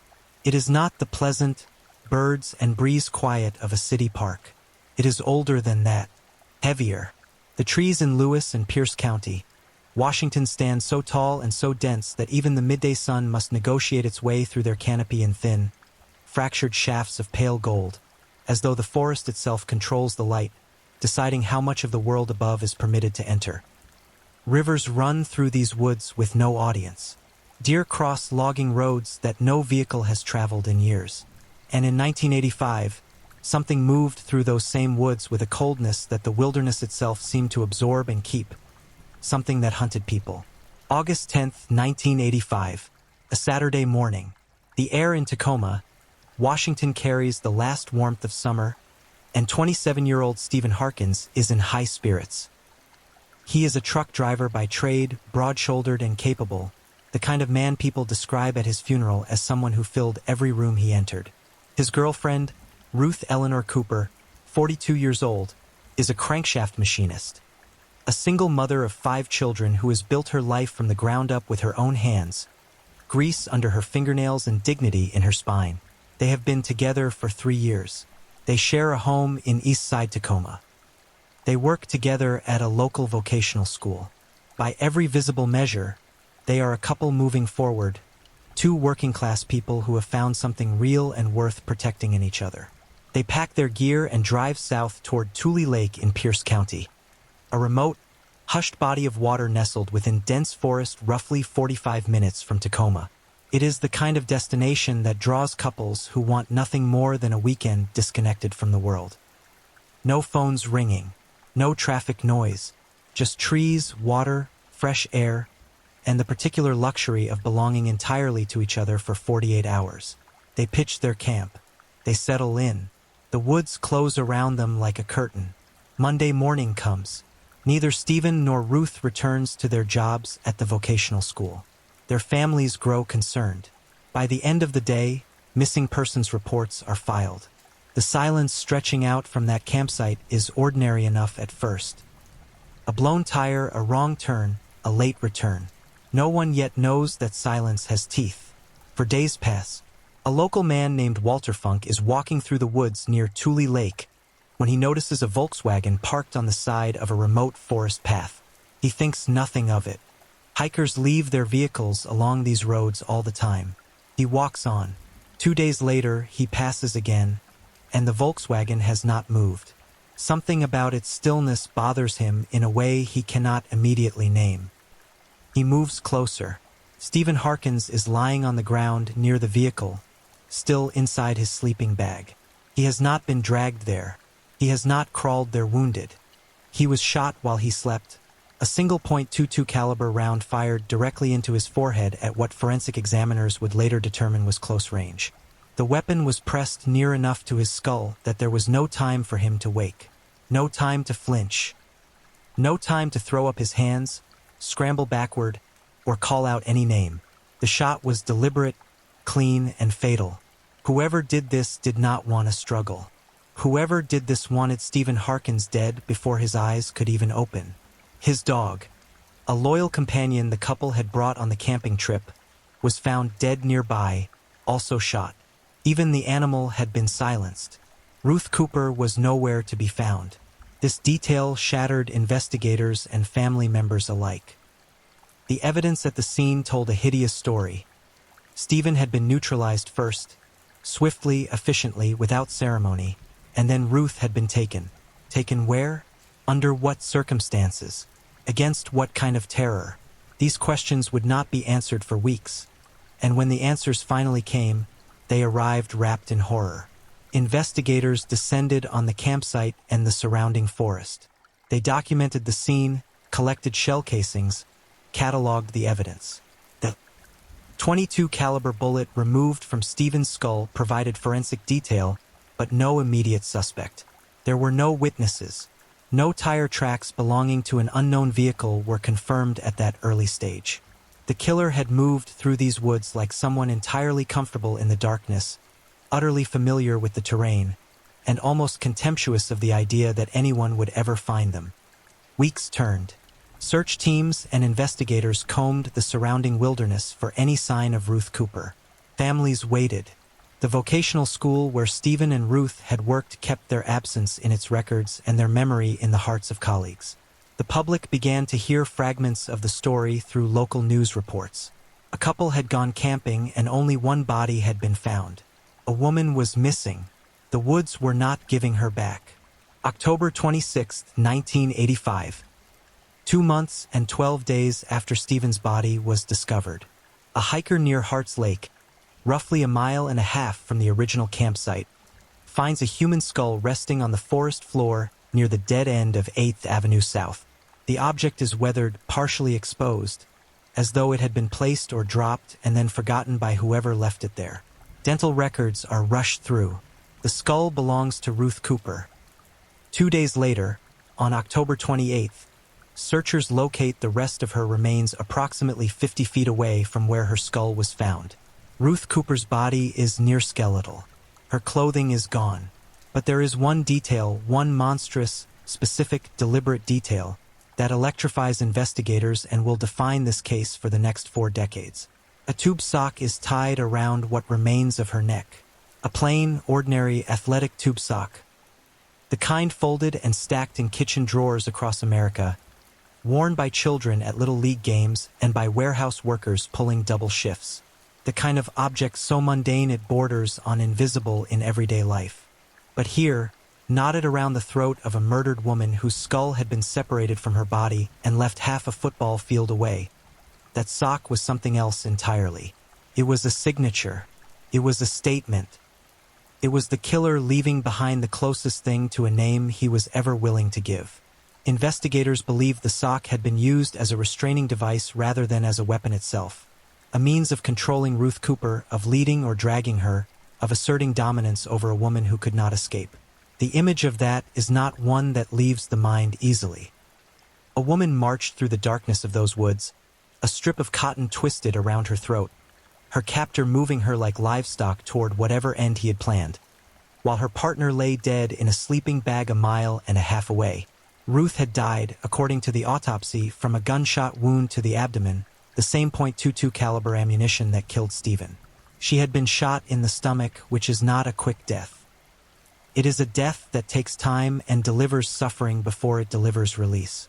Whether she was shot before the long walk through the woods or after remains unclear in the existing record, but the deliberateness of it all, the shooting of Stephen first, the taking of Ruth, the sock around her neck, the separation of her skull from her body, speaks to a level of calculated, cold violence that is as organized as it is grotesque. Crime Stoppers publicized the killings in an attempt to draw any information that could lead investigators to an arrest. Tips trickled in. None of them led anywhere solid. The case began to collect dust at the edges while detectives chased other leads. The forest near Tule Lake and Harts Lake grew back over the disturbance of the search teams. The leaves turned, the snow fell, and for months later, as though something in the Pacific Northwest wilderness had been waiting, resting, gathering itself for the next movement, it happened again. There are people who believe in coincidence and people who believe in patterns. Detectives are trained to believe in patterns, not because the world is neat, but because killers are creatures of habit. They find methods that work and they repeat them. They find locations that serve them and they return.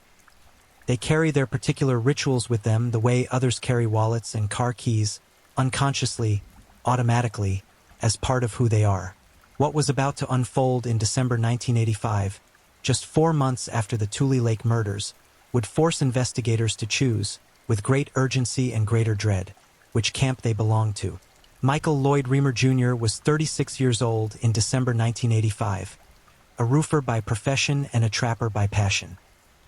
He was a broad, physically capable man who had spent the better part of his adult life learning the wilderness around Pierce and Lewis County the way most men learn the layout of their own homes. His father, Michael Reamer Sr., had been a state game warden, a man who passed his knowledge of the forest, its rhythms and its hiding places, directly into his son's hands. Mike knew these woods. He knew the logging roads, the trap lines, the blind spots where a vehicle could sit for days without being noticed by anyone passing on the main route. He knew where the animals ran and where the ground swallowed things whole. He was also a man with a darkness at his center that the people who loved him struggled to reconcile with the version of him they wanted to believe in. His girlfriend, Diana Robertson, was 21 years old, 15 years his junior, a young woman described by her family as warm and full of life, someone whose smile people remembered long after conversations ended. They had a 2-year-old daughter together named Crystal. Diana had every reason to want the relationship to work, and every reason to be afraid of the man she was trying to make it work with. Mike had been arrested and charged with domestic assault in October 1985, just 2 months before the couple's disappearance. He had reportedly kicked in Diana's apartment door, thrown her to the floor, and rubbed her face against the carpet. When police arrived, visible red marks were documented on her nose and left eye. There had been prior domestic disturbance complaints. Diana's mother, Louise Conrad, and her sister, Darlene, had watched the relationship with the particular helpless dread of family members who can see a catastrophe forming and cannot stop it.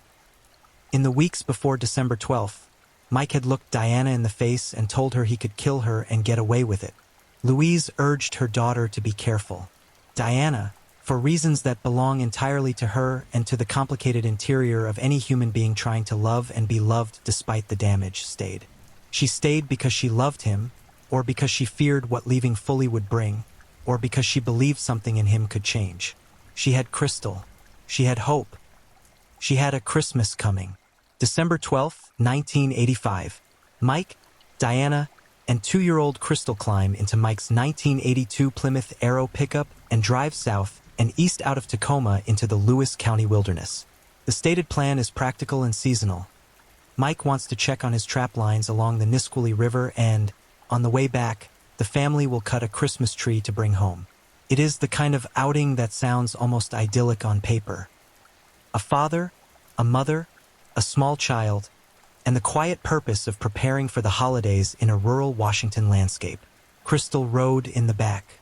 She was 2 years old and could not have known that she was watching her world for the last time as she had known it. Sometime during that afternoon or evening, something catastrophic occurred along those logging roads. What exactly? Who struck first? Whether there was an argument, whether a stranger intervened, whether Mike's volcanic temper finally ignited beyond any possibility of recovery, has never been conclusively established. What is certain is that Crystal Robinson was found that night, alone and disoriented, wandering outside a Kmart store in Spanaway, Washington, roughly 10 miles from the Tacoma home she shared with her mother. She could not speak when authorities found her. She did not cry. The officers who arrived and the store employees who had been watching over her could not get a word from the child's mouth. Not immediately. Later, when her grandmother asked her what had happened. Where Mommy was, Crystal delivered the 5 words that lodged themselves permanently into the skull of everyone who heard them. Mommy was in the trees. Search operations launched immediately. Volunteers and law enforcement personnel fanned out across Lewis County in the weeks that followed, wading through winter forest in the growing cold, bloodhounds moving ahead of them through the brush. They found nothing. The Plymouth Arrow had vanished along with both adults.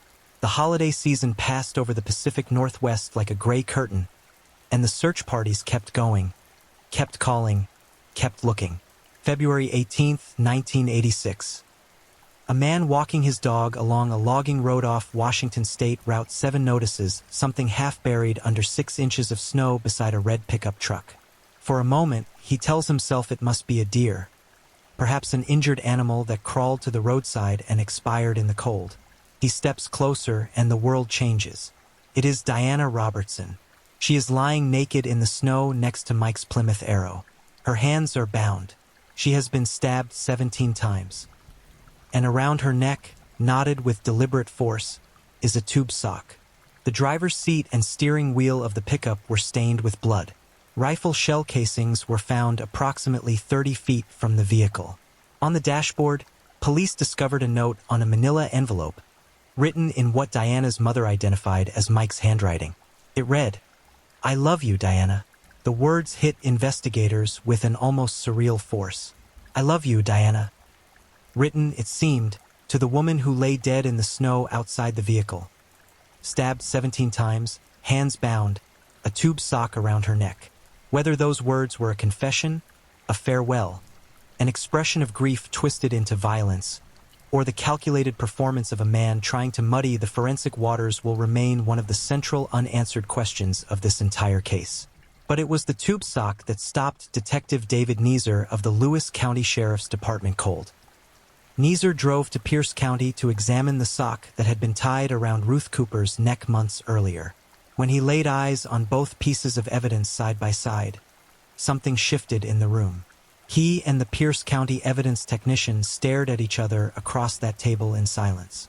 The socks were identical. 2 women, 2 crime scenes, for months apart, 15 miles apart, both from Tacoma. Both involved with men who were experienced outdoorsmen. Both found with their hands bound or restrained. Both with tube socks tied around their necks. Both shot with what appeared to be .22 caliber ammunition. And in both cases, the woman's remains were found separately from the man's. Stephen Harkins killed at the campsite. Ruth Cooper found over a mile away. Mike Reamer missing entirely. Diana Robertson found beside his truck. The pattern was unmistakable and deeply disturbing. Either the same hand had committed both sets of killings, which pointed toward a serial offender working the same wilderness corridor, or 2 separate killers had somehow arrived at the same horrific methodology independently, which defied the logic of probability in a way that was difficult to accept. Mike Reamer remained missing. No body, no weapon, no confession, no resolution. Detectives issued a statement. If Mike was found alive, there was a warrant waiting with his name on it. His father refused to believe his son was capable of murder. His family, by and large, maintained his innocence, insisting that if Mike was not found, it was because he, too, had been killed. The forest did not offer any answers. It never volunteered anything. It simply held what it held, in the cold and the dark and the deep roots, and waited. There is a particular anguish reserved for the families of victims in unsolved cases. a grief that never properly closes because the story never properly ends. Ruth Cooper's 5 children grew up without a mother and without ever hearing a judge read a verdict.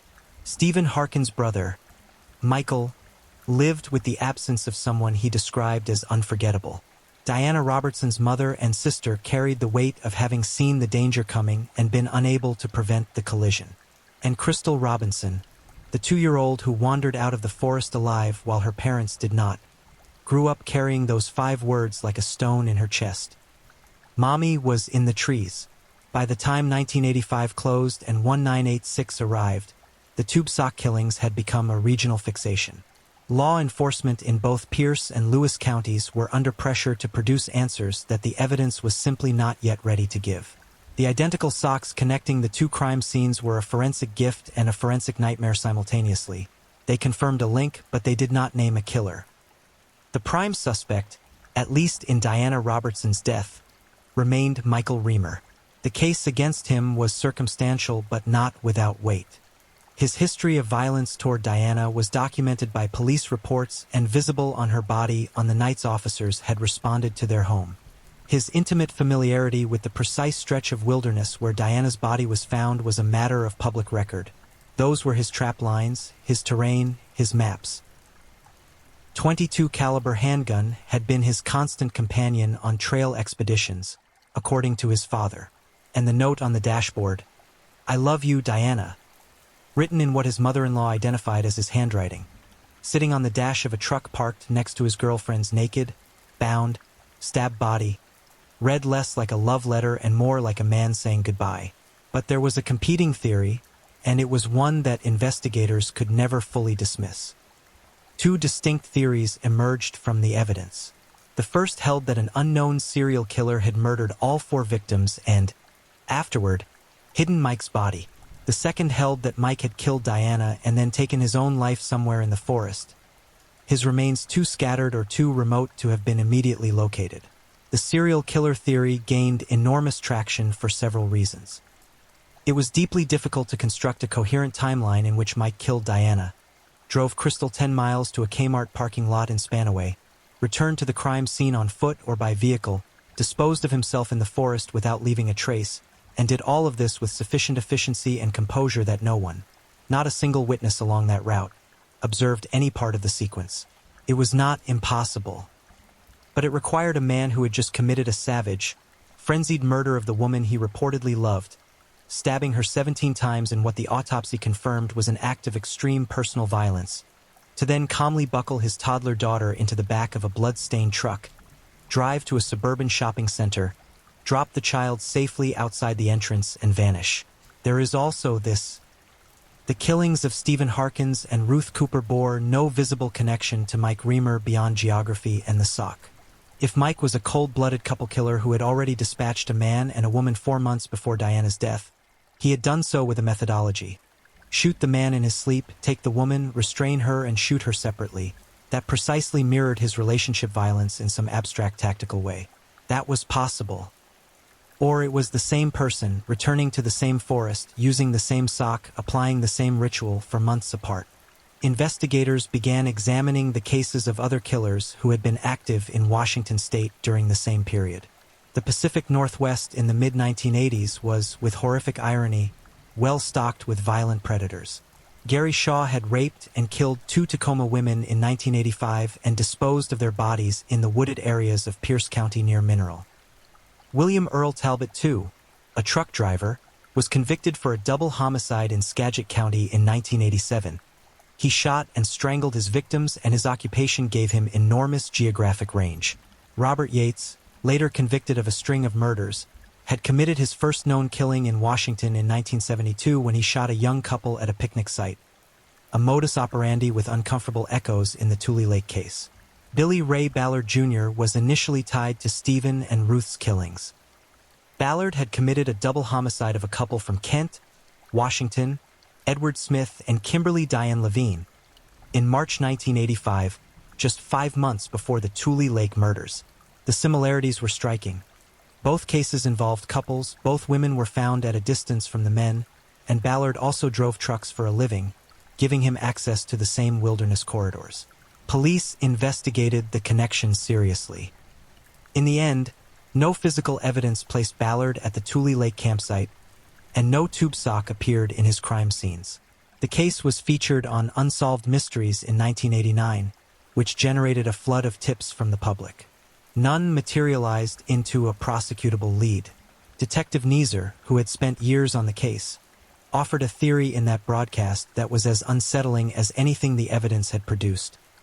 It was possible, he suggested, that two entirely separate killers had each planted a tube sock at their respective crime scenes, deliberately creating a false connection designed to throw investigators off track, to make two unrelated murders look like the work of one person and thus scatter law enforcement's focus across twice the territory. The implication of that theory was chilling in its own right. It meant that somewhere out there, at least one killer had been intelligent enough not only to execute multiple people in remote wilderness but also to observe the media coverage of another crime, identify the signature detail that linked the cases, and use that detail as a deliberate smokescreen. That was not the work of an impulsive, rage-driven attacker.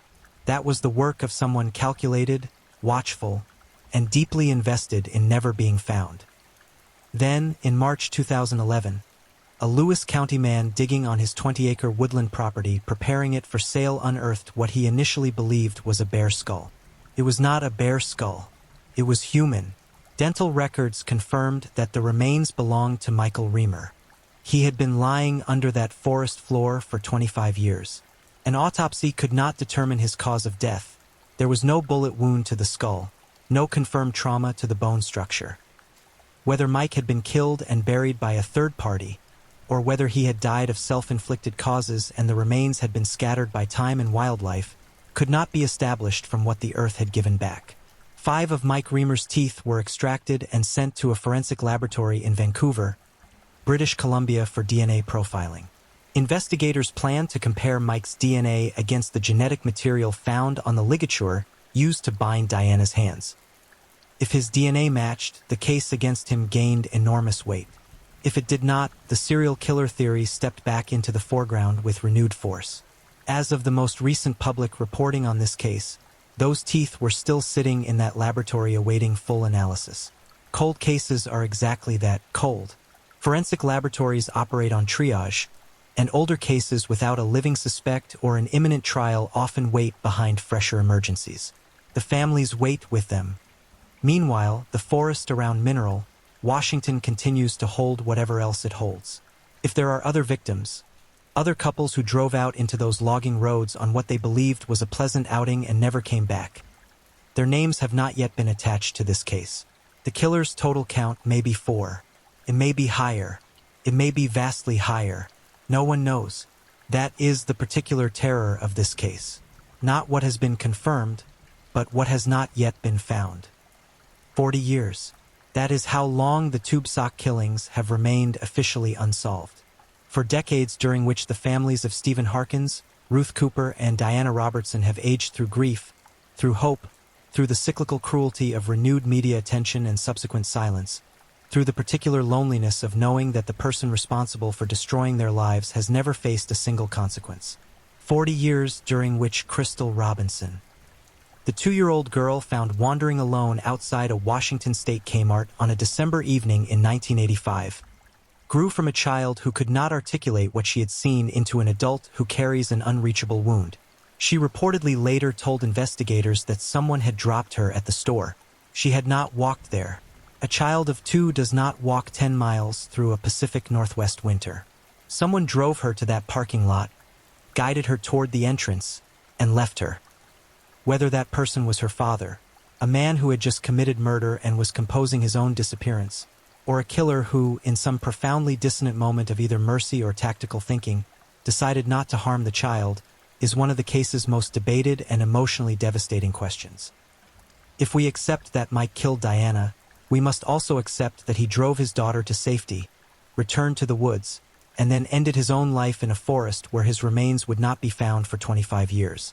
If we reject that theory, we must accept that a serial killer murdered both couples, drove a toddler to a shopping center, and then dissolved back into the Pacific Northwest landscape without leaving a traceable thread. Neither answer is fully comfortable. Neither answer closes anything. The Washington wilderness produced one more connected horror before investigators ran out of thread entirely. In November 1987, 2 years after the second set of tube sock killings, approximately 100 miles north on the other side of Seattle, a young Canadian couple named Jay Cook and Tanya Van Queilenborg traveled from British Columbia into Washington to purchase parts for a family business. They were last seen boarding a ferry in Bremerton. Tanya's body was recovered in a roadside ditch near Alger.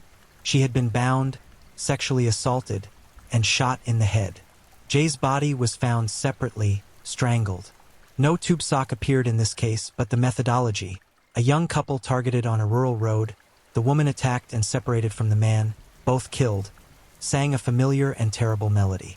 That case was eventually solved decades later through DNA genealogy technology. The same technology that unmasked the Golden State Killer. The perpetrator was identified and convicted, but the tube sock case never received that breakthrough. The DNA from Diana's hand binding existed in evidence storage, waiting for a profile to be compared against. Mike Reamer's teeth sat in a Vancouver laboratory waiting for analysis. The cases kept waiting in line behind more recent crimes with living suspects and fresh victims demanding immediate attention. Detectives investigating the tube sock killings remain hopeful that DNA will ultimately resolve the case, either confirming Mike Reamer's guilt or pointing investigators toward a serial killer suspect who may already be imprisoned for other crimes, or may be dead, or may still be alive and free. That last possibility is the one that does not allow full rest.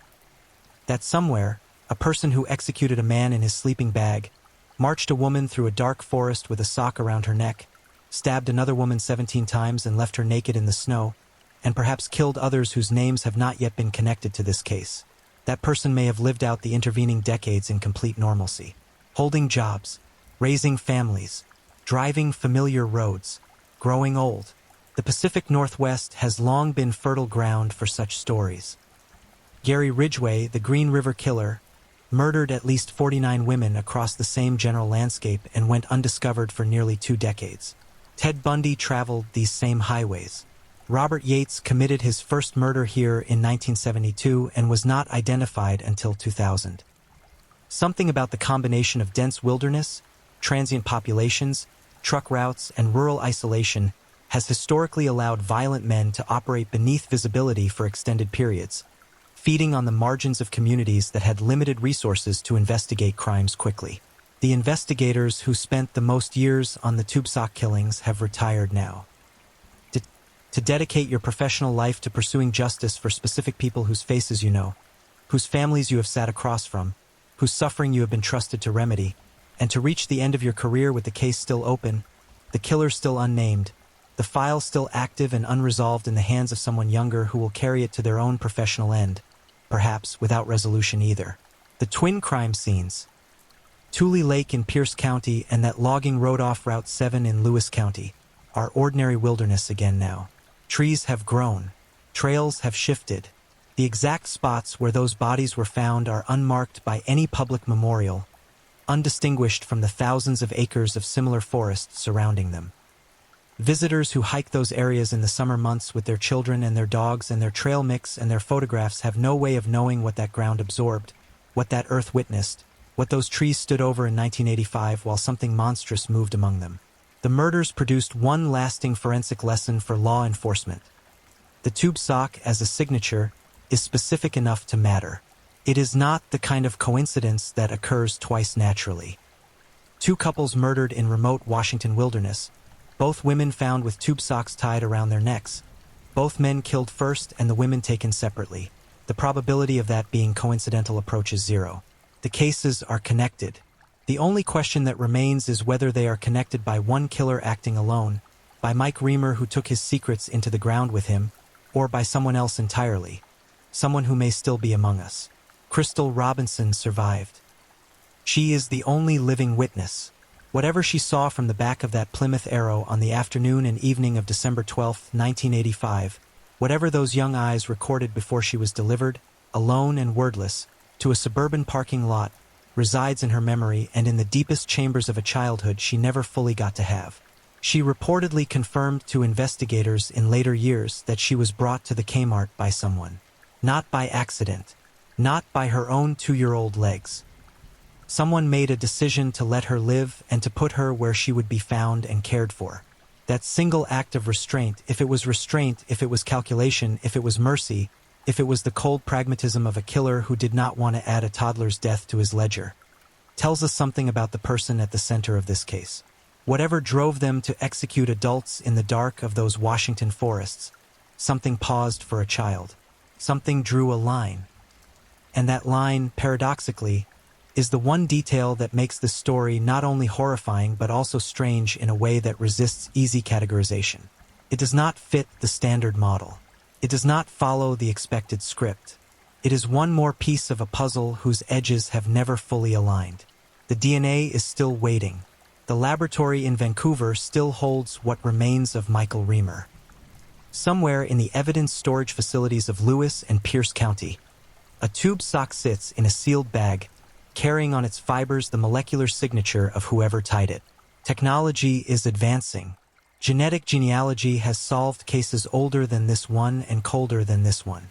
The Golden State Killer was unmasked at 72 years old, decades after anyone expected justice to arrive. Can still happen here.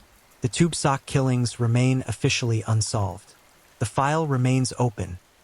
The families remain in waiting, and the forest around Mineral, Washington, that ancient, fog-weighted, secret-keeping wilderness, remains exactly as it has always been, beautiful, silent, and holding everything it has ever been given. Somewhere in its roots and its darkness and its patient, indifferent depth, the answer to all of this still exists. It is simply waiting to be found. Thank you for watching and being part of this dive into the dark and fascinating stories that keep us all on edge. If you enjoyed the ride, remember to like, subscribe, and share with others who crave a good mystery. Tell us where you're watching from. I love knowing where in the world our true crime family is tuning in. Your presence means a lot. Until next time, stay safe, stay curious, and keep digging into the shadows where truth and mystery meet.